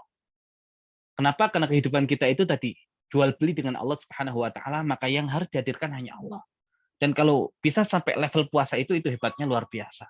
Itu puasanya sahabat dan Rasulullah Shallallahu alaihi wasallam. Bayangkan. Ya bayangkan di Ramadan pertama, di tahun kedua Hijriah. Di bulan Sya'ban Allah turunkan 4 syariat sekaligus. Kewajiban perpindahan kiblat dari Masjidil Haram, dari Masjidil Aqsa ke Masjidil Haram agar tidak sama dengan Yahudi. Kemudian kewajiban zakat, kewajiban puasa, dan nanti jihad. Dan di dalam hadis dikatakan Rasul Amril Islam wa amudu as-salah wa zirwatu sinamil jihad. Pokok perkara itu Islam. Dan tiangnya adalah salat dan puncaknya adalah jihad. Orang yang berjihad itu dia berkorban harta, berkorban nyawa. Nah, ini orang sudah sampai puncak, menyerahkan harta dan jiwanya untuk Allah Subhanahu wa taala, tidak ada ya yang selain Allah Subhanahu wa taala. Nah, Ramadan pertama bahkan belum tuntas Ramadannya. Ya karena perang Badar, ya Yaumal Furqan itu perang pembeda, ya. Jadi semua kebesaran muslimin Allah hadirkan di Ramadan. Makanya peristiwa-peristiwa besar biasanya terjadinya di Ramadan. Ya perubahan itu terjadi di Ramadan. Bahkan turunnya Al-Quran di Ramadan untuk mengubah bumi ini dari jahiliyah yang menuju konsep yang Allah Subhanahu wa taala ridhoi. Nah, 17 Ramadan ya, perang Badar ternyata muslimin sudah sanggup mengorbankan yang tertinggi yaitu jiwa. Tadi makanya wa minan nas may yashri nafsahu ibtigha'a mardatillah wallahu ra'ufun bil ibad.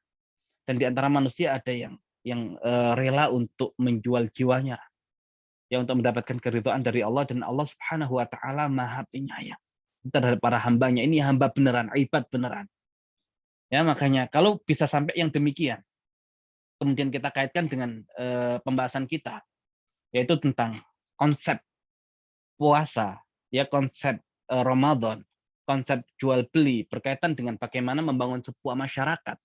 Nah, kita akan lihat bagaimana Rasul membangun masyarakat Madinah yang Rasul itu mengalami Ramadan sebanyak 9. Tahun kedua, ketiga, keempat, kelima, keenam, ketujuh, ke-8, ke-9, ke-10, 11 di bulan Rabiul Awal beliau sudah wafat. Nah, 9 itu sudah sampai ke level menjadi penguasa dunia. Ya, menjadi penguasa dunia. Jadi masing-masing Ramadan itu ada tingkatan-tingkatan yang harus dicapai.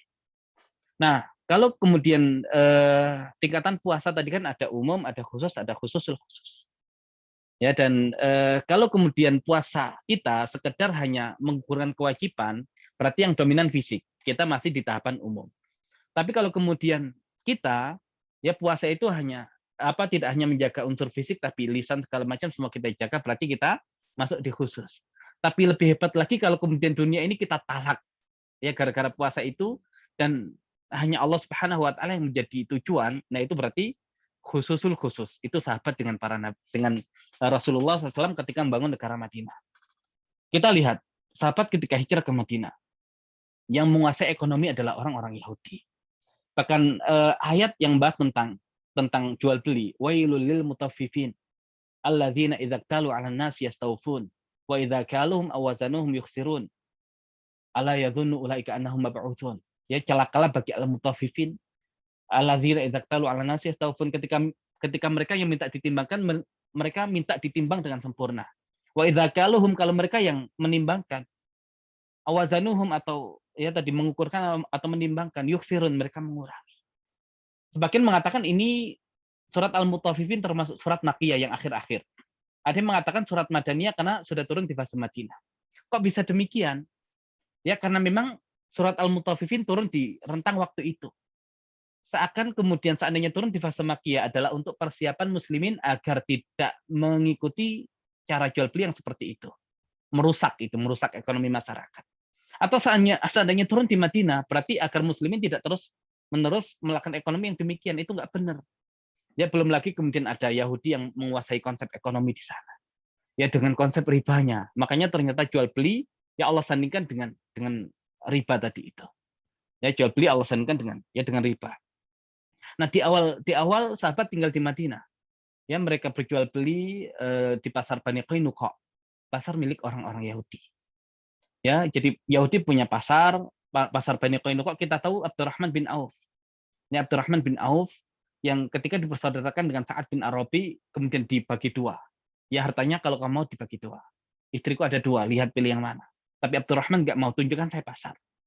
Ya, ditunjukkan pasar Bani Qainuqa. Jadi interaksi muslimin pertama, jual belinya di pasar Yahudi. Semua dikuasai Yahudi. Ya, produk pasar dikuasai Yahudi. Nah, kemudian pasar Bani Qainuqa, kemudian pasar Ka'ab bin al-Ashraf. Tapi Allah Subhanahu wa taala syariatkan untuk takaful, saling tolong menolong, saling menanggung antar muslimin dengan muslimin yang lain. Ya, untuk memperkuat kondisi mereka di Madinah di fase awal dakwah itu dengan konsep ukhuwahnya. Nah, lihat perang Badar, perang yang terjadi di tahun kedua Hijriah. Ya, sebelum perang Badar tadi muslimin sudah mikir masalah ekonomi, masalah pasar. Yang mereka itu masih ekonominya itu jual belinya di pasar Yahudi. Ya, di pasar Yahudi. Nah, tapi Rasul sudah punya wacana. Muslimin harus punya pasar sendiri sebelum perang Badar itu. Muslimin sudah punya pasar sendiri. Ketika Rasul buat pasar, dirusak oleh Ka'ab bin al-Ashraf, pemuka Yahudi. Ya, kemudian Rasul mengatakan, saya akan buat pasar di tempat yang menjadikan dia lebih murka lagi. Ya, lebih marah lagi. Dan lihat selesai perang Badar. Kemudian Yahudi yang ada di Madinah, termasuk Yahudi Bani Qainuqa, kemudian merasa, ya muslimin ini kenapa sombong? Perang melawan kaum yang tidak bisa berperang. Nggak usah sombong, nggak usah bangga. Seandainya mereka berperang melawan kami, mereka akan tahu ya bagaimana menghadapi kaum yang ahli perang. Ya Yahudi mulai sesumbar. Ya kemudian Ka'ab bin al-Ashraf juga sama. Bahkan dia memprovokasi orang-orang musyrikin Mekah.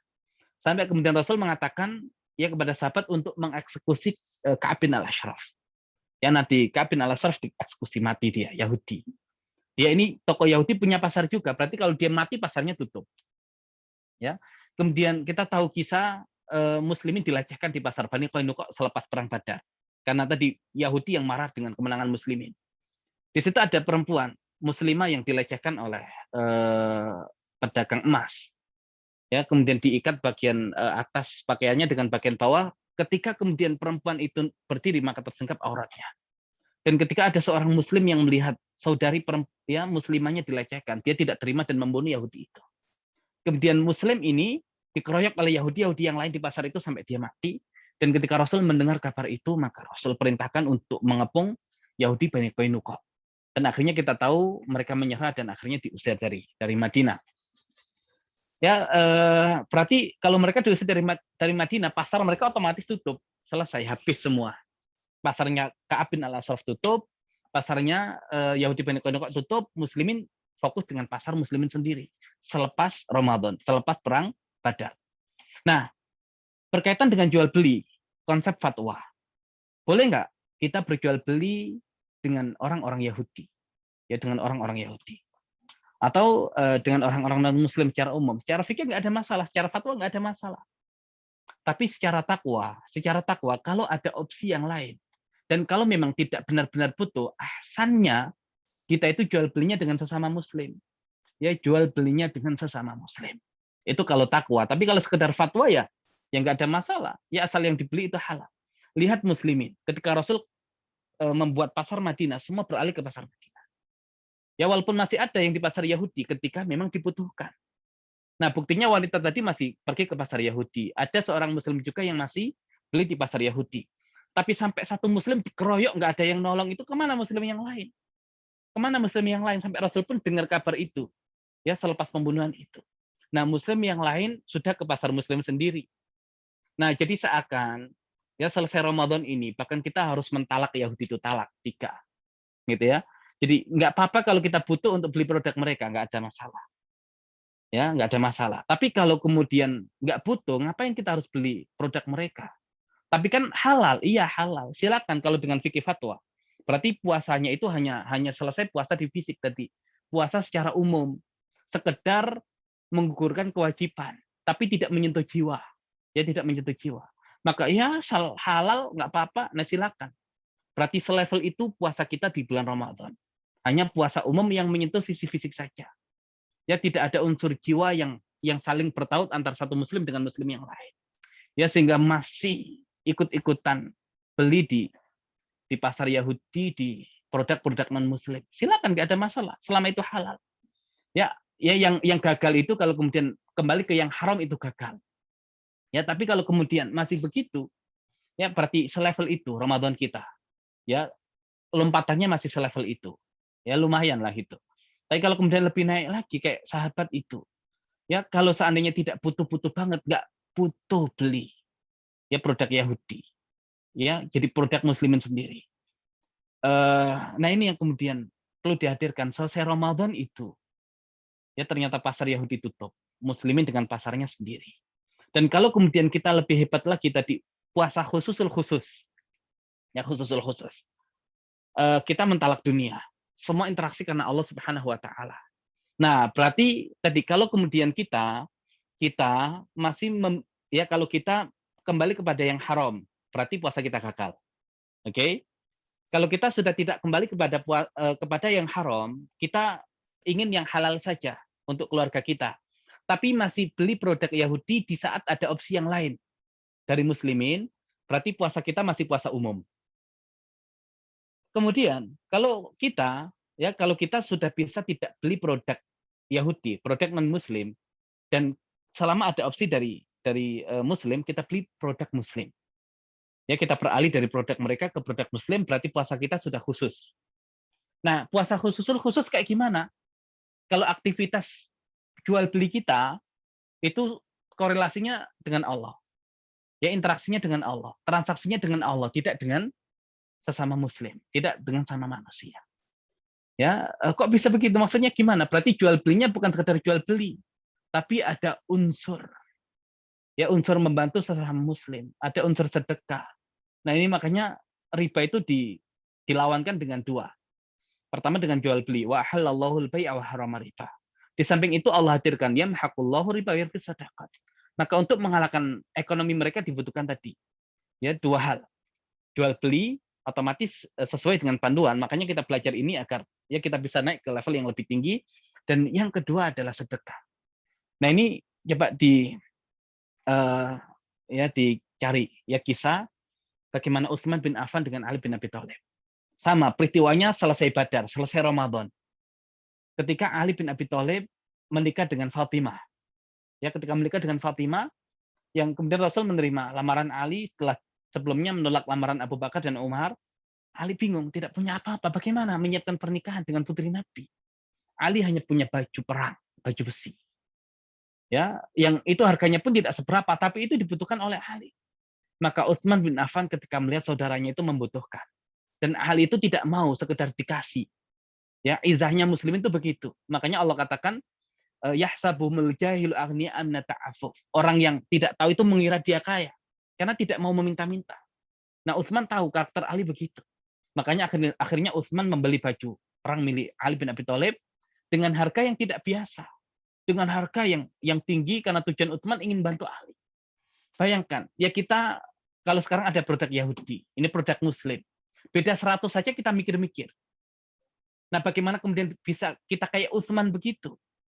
Yang nggak peduli masalah harga. Ya kadang 100, 500, 1000 saja, yang ngapain beli di sana? Mending di sana. Lebih murah 1000. 1000 kita pikirkan.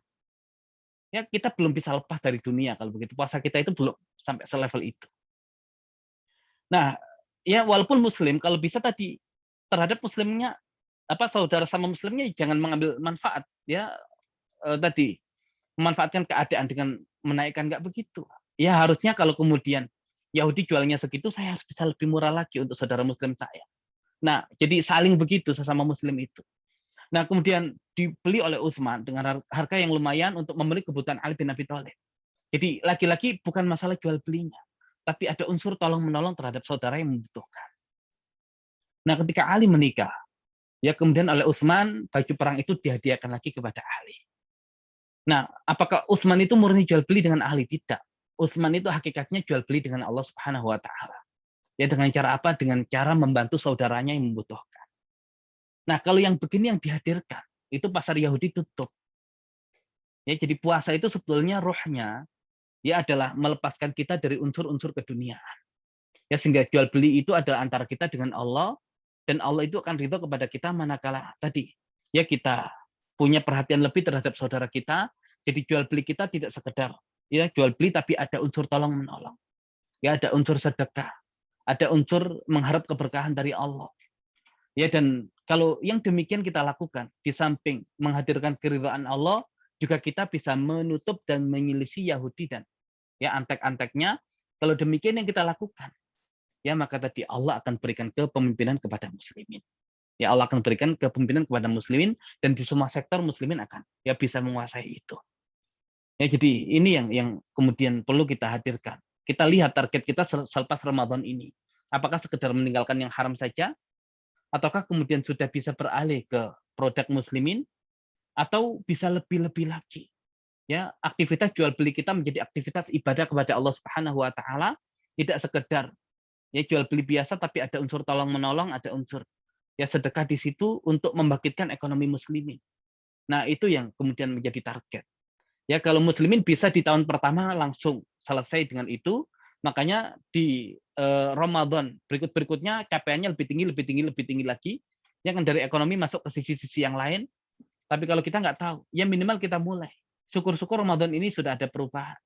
Ya, dan lagi-lagi itu berkaitan dengan tema ketakwaan kita. Kalau kita fatwa, sekedar fatwa, ya tadi silakan, nggak ada masalah selama jual beli kita halal, selesai. Tapi kalau takwa itu sampai nutup pasar Yahudi. Ya, nutup pasar Yahudi. Baik, mungkin itu yang bisa kita sampaikan, dan sengaja agak panjang ya karena di sini tema kita bukan sekedar membahas tentang fikih, muamalahnya yang berkaitan dengan hukum.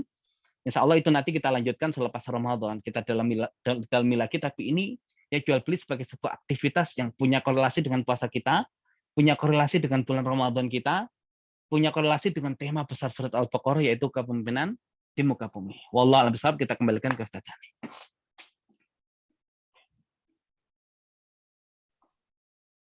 Baik, Masya Allah ya, sekali sudah begitu banyak memaparkan tentang korelasi ruh jual beli dalam bulan Ramadan. Juga tadi Ramadan menjadi bulan kemerdekaan ya dalam bingkai Quran surat Al-Baqarah. Sedikit saya tadi tulis-tulis ya Ustaz. Jadi semua ini dimulai dengan perbaikan individu ya di fase Madinah, kemudian perbaikan masyarakat dan perbaikan negara. Dan di mana ini Quran ini sendiri turun di bulan Ramadan ya, turun di bulan Ramadan, dan Quran ini menjadi dua konsep ya, itu pembeda antara yang hak dan yang batil, kemudian pembeda atau petunjuk bagi orang-orang yang bertakwa. Baik, mungkin ada pertanyaan yang masuk yang bisa disampaikan kepada kami, silakan jika ada dari ya Bunda, para peserta kajian dimanapun berada yang ingin bertanya, baik bertanya melalui fitur chat atau mungkin kami berikan kesempatan bagi yang ingin bertanya secara langsung, silakan bisa. Baik, mungkin akan kami bacakan pertanyaan pertama, Ustaz. Sebentar, Ustaz. Pertanyaan yang pertama, Ustaz. Assalamualaikum, izin bertanya, Ustaz, tentang makanan halal dan haram. 1. Bagaimana seandainya tatarannya sudah diwajibkan oleh negara untuk dikonsumsi dengan alasan darurat, dan jika tidak dilakukan maka akan terkena sanksi. Sementara orang tersebut ragu akan kehalalan dan ketholiban makanan tersebut. Contohnya pada kasus vaksin, Ustaz, ini sepertinya agak berat nih jawabannya. Sekarang ini yang menjadi kewajiban bagi PNS. Kemudian ini ada dua pertanyaan, Ustaz. Mungkin sedikit ini, bagaimana batasan darurat secara syariat? Jazakallahu khairan. Ini dari Luigi, Ustaz, pertanyaan. Baik, ya berkaitan dengan darurat, kan makanya nanti ada al-darurah, ada al-daruriyah, ada al-hajiyah, ada al-tahsiniyah. Al-daruriyah itu sesuatu yang harus dipenuhi. Kalau tidak dipenuhi, itu bisa berpengaruh kepada kehidupan kita, atau menjadikan hidup kita itu sulitnya luar biasa, itu darurat. Ya, jadi kalau belum mengancam jiwa kita dan belum menjadikan hidup kita sulit sesulit-sulitnya, itu belum darurat. Ya, jadi kalau sudah sampai selevel itu maka itu darurat. Dan darurat ya nanti ada dua hal. Ya, contohnya misalkan masalah vaksin. Ya, masalah vaksin. Seandainya memang dibuat dari sesuatu yang haram, seandainya ya jelas keharamannya, tapi di ranah yang darurat. Contohnya kalau tidak divaksin, ya bakal menimbulkan kematian misalkan. Ya seperti orang yang kelaparan, adanya babi, nggak apa-apa dimakan babi, darurat ya untuk menjaga hidup. Nah, jadi ini darurat pertama. Jadi kalau kemudian vaksin itu bisa dibuktikan orang kalau nggak begitu akan mati semua, gitu ya, maka vaksin menjadi boleh dilakukan walaupun dari bahan yang haram. Ya, laki-laki ini kenapa dari bahan yang haram? Karena yang buat bukan muslimin. Karena yang megang bukan muslimin. Makanya semua sisi itu harus dipegang oleh muslimin. Khalifahnya harus muslimin. Maka kita nggak akan ribut masalah yang haram-haram lagi kalau yang memproduksi adalah muslimin. Makanya dari pasar tadi, jangan kemudian sekedar beralih pasar, tapi pikirkan produk-produk tandingan yang dibuat oleh muslimin, agar muslimin punya opsi-opsi dan tidak perlu kemudian tergantung dengan orang-orang Yahudi dan non-muslim itu. Nah, darurat yang kedua adalah ketika diwajibkan negara. Ya sebetulnya sih nggak darurat amat sih, nggak mati juga sih nggak divaksin gitu ya. Nggak masuk di yang pertama. Tapi ini nanti dipecat dari negara, kemudian diberi sanksi, dihukum segala macam. Nah, ini darurat versi yang lain. Ya darurat versi yang lain dan nggak ada masalah dilakukan.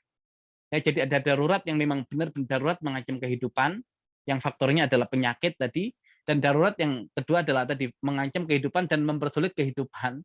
Tapi penyakitnya bukan penyakit yang itu, tapi penyakit yang lain. Ya aturan negara. ya silakan, nggak ada masalah dengan yang demikian. Ya, karena kalau masuk darurat walaupun yang haram pun ya insya Allah dibolehkan karena sebab darurat. Wallahu a'lam bishawab.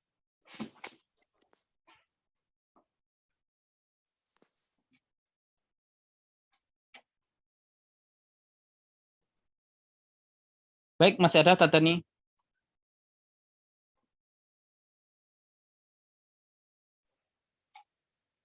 Masih ada pertanyaan, Ustaz? Ada sekitar 4 pertanyaan. Coba saya bacakan dulu ini. Baik, Ustaz. Assalamualaikum, Ustaz. Izin bertanya. Waalaikumsalam. Bila produknya bukan produk Muslim, tapi dijual oleh Muslim dan bahkan pedagang kecil, bagaimana ahsannya? Jazakallahu khair. Ini dari Ya. Maria Mu'tamayinah. Ya, baik begini. Ya, jadi kalau belum ada produk Muslim pengganti, ya minimal tadi kita belinya di pedagang Muslim, walaupun produk-produk non Muslim. Ya, jangan beli produk non Muslim di pasar non Muslim. Selesai kita. Ya, ketika belum ada produk pengganti, ya berarti tidak ada masalah kita beli produk itu, tapi belinya di sesama Muslim untuk membantu mereka. Ya, warung-warung kecil. Namun ahsannya setelah itu kita pikirkan agar kita tidak tergantung dengan produk mereka. Kita bikinkan produk. Ya, kita bikinkan produk, kita bikinkan pasar bahkan. Tapi jangan sampai produk dan pasar yang kita buat mematikan ekonomi saudara-saudara Muslim kita. Tapi justru mengangkat perekonomian mereka. Ya, dengan cara apa? Kemudian produk-produk yang kita buat itu ya kita jual dengan harga yang sama ketika kita titip ke mereka dengan harga jual mereka. Bahkan bisa bersaing dengan produk-produk non-Muslim tadi. Ya, sehingga kemudian kita alihkan atau kita berikan produk-produk yang kita buat sebagai opsi dari produk non-Muslim, kita kasih ke mereka. Ya, di toko-toko dan warung mereka. Dan ketika Muslim tadi belinya pertama di dia, produk non-Muslim. Karena nggak ada opsi. Sekarang sudah ada opsi, berarti kan belinya ke opsinya itu. Lama-lama ketika belinya ke opsi yang dibuat oleh produsen sesama Muslim, lama-lama dia merasa ngapain saya jual produk non Muslim, nggak laku juga. Akhirnya dia pun putus itu produk non Muslim, dia hanya beralih ke produk Muslim. Nah, sehingga produsen Muslim bisa jalan, pedagang-pedagang kecil, ya itu juga kemudian bisa hidup. Nah, itu ke depan tuh harus mulai difikirkan seperti itu. Ya, jadi jangan kemudian buat produk, tapi kemudian mereka tidak dilibatkan dan mematikan ekonomi mereka. Itu bukan ruh jual beli dengan Allah, tidak begitu. Tapi kita juga memikirkan ekonomi mereka. Harusnya kemudian mereka semakin naik dengan upaya-upaya yang kita hadirkan itu. Ya, jadi pertama tidak ada masalah ketika belum ada kita beli ke sesama Muslim walaupun produk non Muslim. Setelah ada ya kita taruh ya produsen Muslim taruh di situ, kita beli yang produk Muslim. Lama-lama ketika seluruh Muslim belinya ke produk Muslim, otomatis para pedagang itu akan putus dengan sendirinya dengan produk non Muslim dan sudah di situ umat Islam bisa merdeka. Ya, baik secara pasar ataupun produk. Ya, itu yang kemudian menjadi target. Ya, ke depannya harus ada yang berpikir seperti itu. Wallahu a'lam bishawab. Baik, Ustaz. Syukran. Masuk pertanyaan selanjutnya, Ustaz. Sebentar, Ustaz. Ini bertanya tentang bagaimana dari Bu ini ya, bagaimana dengan muslimin yang bermuamalah masih menggunakan bank ribawi, maksudnya mungkin bank konvensional ya, karena utamanya bank milik orang kafir. Padahal bank kafir tersebut tentu labanya ditujukan untuk keuntungan mereka juga. Mohon pendapatnya, Ustaz. Ya, baik, untuk bank konvensional ya jelas hukumnya haram. Ya, hukumnya haram. Kecuali tadi faktornya darurat, benar-benar dibutuhkan. Ya, contohnya misalkan seseorang yang tidak mungkin bisa keluar negeri kecuali punya rekening, yang rekeningnya itu dari produk. Ya, misalkan ini menjadi kebutuhan darurat, nggak ada masalah. Tapi kalau kemudian tidak ada kebutuhan, ya nggak usah kemudian kita berinteraksi dengan mereka. Ya, dan seandainya kemudian yang sudah punya tadi, kalau bisa dikosongkan saja rekeningnya itu, saldonya dialihkan ke yang lain, yaitu bank syariah misalkan. Nah, bank syariah ini kan menjadi peralihan dari sesuatu yang jelas-jelas haram menjadi sesuatu yang lebih dekat dengan Islam. Ya, bank syariah. Walaupun bank syariah ini tadi konsepnya hanya mensyariahkan akad, tapi kemudian konsep jangka panjangnya untuk mematikan ekonomi mereka nggak ada. Makanya bank syariah itu tadi ya habis-habisan dihajar oleh mereka ya karena mulai dari investor segala macam, dan orang itu kemudian imannya nggak kuat mencari bunga yang lebih besar, itu diajar habis-habisan ya, dan sekedar menghalalkan akad saja, tidak kemudian punya cara berpikir yang visioner kayak kemudian muslimin menghadirkan model ekonomi Islam. Makanya bank syariah itu menjadi opsi peralihan ya, peralihan dari konvensional yang jelas-jelas haram ke sesuatu yang lebih dekat dengan syariat, tapi perlu dinaikkan tidak sekedar fatwa saja, tapi takwa. Harus dipikirkan bikin ya program-program yang di situ bukan sekedar menghalalkan akad, tapi bikin program yang itu menghancurkan ekonomi musuh. Bisa nggak begitu? Berani nggak? Nah itu harus muslimin yang buat. Dan lagi-lagi kalau kemudian itu masih milik lembaga pemerintah, bukan milik umat, ya tidak sumbernya wakaf atau apa, masih sulit. Maka tadi ya kebangkitan umat itu, makanya Rasul juga nanti di samping pasar menghidupkan wakaf-wakaf itu. Karena kalau sesuatu itu sudah milik umat, silakan musuh berhadapan dengan muslimin. Bukan dengan lembaga orang per orang atau kemudian kelompok dengan kelompok, langsung dengan umat Islam. Nah, ke depan harus begitu. Ya, jadi silakan kalau kemudian butuh dan kadarnya darurat, ya tapi kalau bisa di luar kebutuhan, ya tidak kita gunakan itu.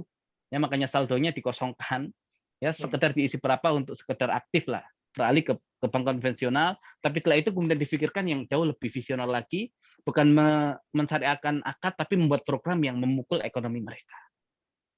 Nah itu baru bisa dilakukan kalau muslimin bersatu dengan konsep-konsep wakafnya itu. Wallahu a'lam. Baik, terima kasih atas jawabannya. Mungkin ada di antara peserta kajian yang ingin bertanya secara langsung, kami persilakan. Jika ada mungkin bisa raise hand terlebih dahulu. Selanjutnya kami beri kesempatan jika ingin bertanya langsung.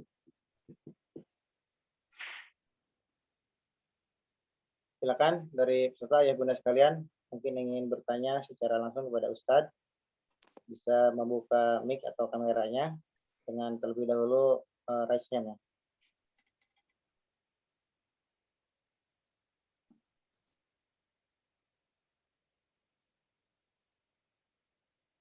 Tidak ada?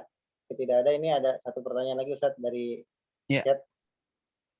Ini tentang hukum memakan makanan ayam goreng, di mana yang menjual muslim namun tidak bisa dipastikan ayam tersebut disembelih dengan nama Allah atau tidak. Apakah kita berprasangka baik saja atau bagaimana Ustadz? Jazakallahu khair. Ya, baik. Jadi produk-produk yang dijual di lingkungan mayoritas muslim, ya dan penjualnya juga muslim, maka hukum asalnya adalah halal. Ya, jadi tidak perlu kemudian kita bertanya, ini tadi nyembelihnya nyebut nama Allah atau bukan, ya sesuai dengan ketentuan syariat atau bukan. Jadi kalau hukum asal di lingkungan muslim, maka makanannya adalah halal. Kecuali kalau kita tinggal di negara minoritas Islam, maka hukum asalnya adalah tadi tidak halal. Maka kita perlu meyakinkan itu halal atau tidak. Tapi kalau di lingkungan kita yang mayoritas muslim dan penjualnya muslim, ya maka insya Allah tidak dibutuhkan untuk sampai sedetail itu menanyakan ini tadi gimana cara nyembelihnya. Secara umum insya Allah hukumnya halal. Allah alam. Baik Ustadz, ini belum ada pertanyaan yang masuk lagi Ustadz. Ini kalau saya sedikit pahami tadi Ustadz, jadi memang di dalam surat Al-Baqarah ini memang sudah sangat detail ya, Allah membimbing manusia. Ini saya jadi kepikiran membuat apalah namanya modul. Jadi konsep pemimpin dalam membangun masyarakat atau negara ya Ustaz. Padahal Allah sudah sangat jelas menuliskan dalam Quran surat Al-Baqarah. Memang standarnya ini memang dari makanan semuanya Ustaz ya. Jadi Nabi Adam pun menjadi ujian bagi manusia dalam makanan. Kemudian untuk contoh masyarakat kita bisa mengambil pelajaran dari Bani Israel. Jika semua itu sudah selesai maka insya Allah akan terwujud negara yang memang sesuai dengan panduan dari Al-Quran ya. Sepertinya tidak ada pertanyaan lagi Ustaz. Ya. Mungkin kita cukupkan. Mungkin ada penutup dari Ustaz, dipersilakan. Ya jadi masing-masing punya target untuk Ramadan kali ini. Ya silakan masing-masing dengan targetnya. Tapi kemudian yang perlu kita hadirkan adalah semaksimal mungkin apa yang bisa kita pisah. Ya karena umur tidak ada yang tahu. Ya cuman minimal tadi semua lulus di bulan Ramadan ini, dan standar lulusnya adalah tidak kembali kepada yang haram. Setelah selama Ramadan ini kita bisa taat kepada Allah Subhanahu wa taala bahkan dalam yang halal, maka diharapkan selesai Ramadan ya tidak kembali lagi kepada yang haram. Nah, kemudian untuk level yang pertama, mungkin kita bisa menghindari yang halal. Ya, tapi masih beli produk non-muslim. Walaupun sudah ada opsi dari yang lain, silakan. Itu kemampuannya baru sampai di level puasa yang umum. Atau kemudian sudah beralih. Ya, sudah beralih dari produk non-muslim ke produk muslim. Insya Allah itu sudah puasa khusus. Dan kalau kemudian beralih dari produk non-muslim ke muslim, tapi bukan sekedar aktivitas jual beli yang diperhitungkan.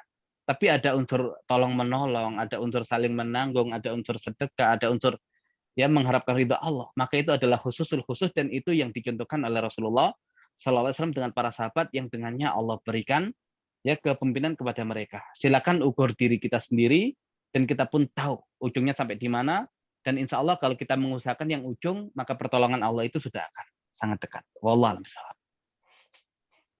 Baik Ustaz, ya Masya Allah, jazakallahu khairan ya. Jadi untuk menerapkan hudalinas ini memisahkan yang haram dan yang halal. Untuk mengaplikasikan hudalil mutakin ini tidak sekedar halal ya tadi yang baik, produknya produk mana, apakah produk muslim atau bukan, dan kemudian mengajak masyarakat khususnya dimulai dari diri kita, keluarga kita sudah mengkonsumsi yang halal. Nah sekarang level halalnya dinaikkan, halalnya dari mana, apakah produk muslim atau non muslim. Ya mudah-mudahan ini bisa menjadi inspirasi bagi kita semua, keluarga kita maupun masyarakat lainnya, untuk sama-sama kita menjadikan target Ramadan ini dari ranah makanan dulu saja, insya Allah nanti akan merambah ke kebaikan masyarakat dan juga negara. Baik, wallahu a'lam bishawab. Mungkin dari kami tim kajian fikih muamalah ada kekurangan, kami mohon maaf. Khususnya saya sebagai pembawa acara. Jazakumullah khairan kepada Ustaz Ali. Semoga Allah senantiasa memberkahi ilmu Ustaz Ali beserta keluarga dan diberikan kesehatan. Dan kita akhiri dengan sama-sama mengucapkan hamdalah dan doa penutup majelis. Alhamdulillahirrahmanirrahim. Subhanakallahumma wa bihamdika asyhadu an la ilaha illa anta astaghfiruka wa atubu ilaik. Assalamualaikum warahmatullahi wabarakatuh. Waalaikumsalam.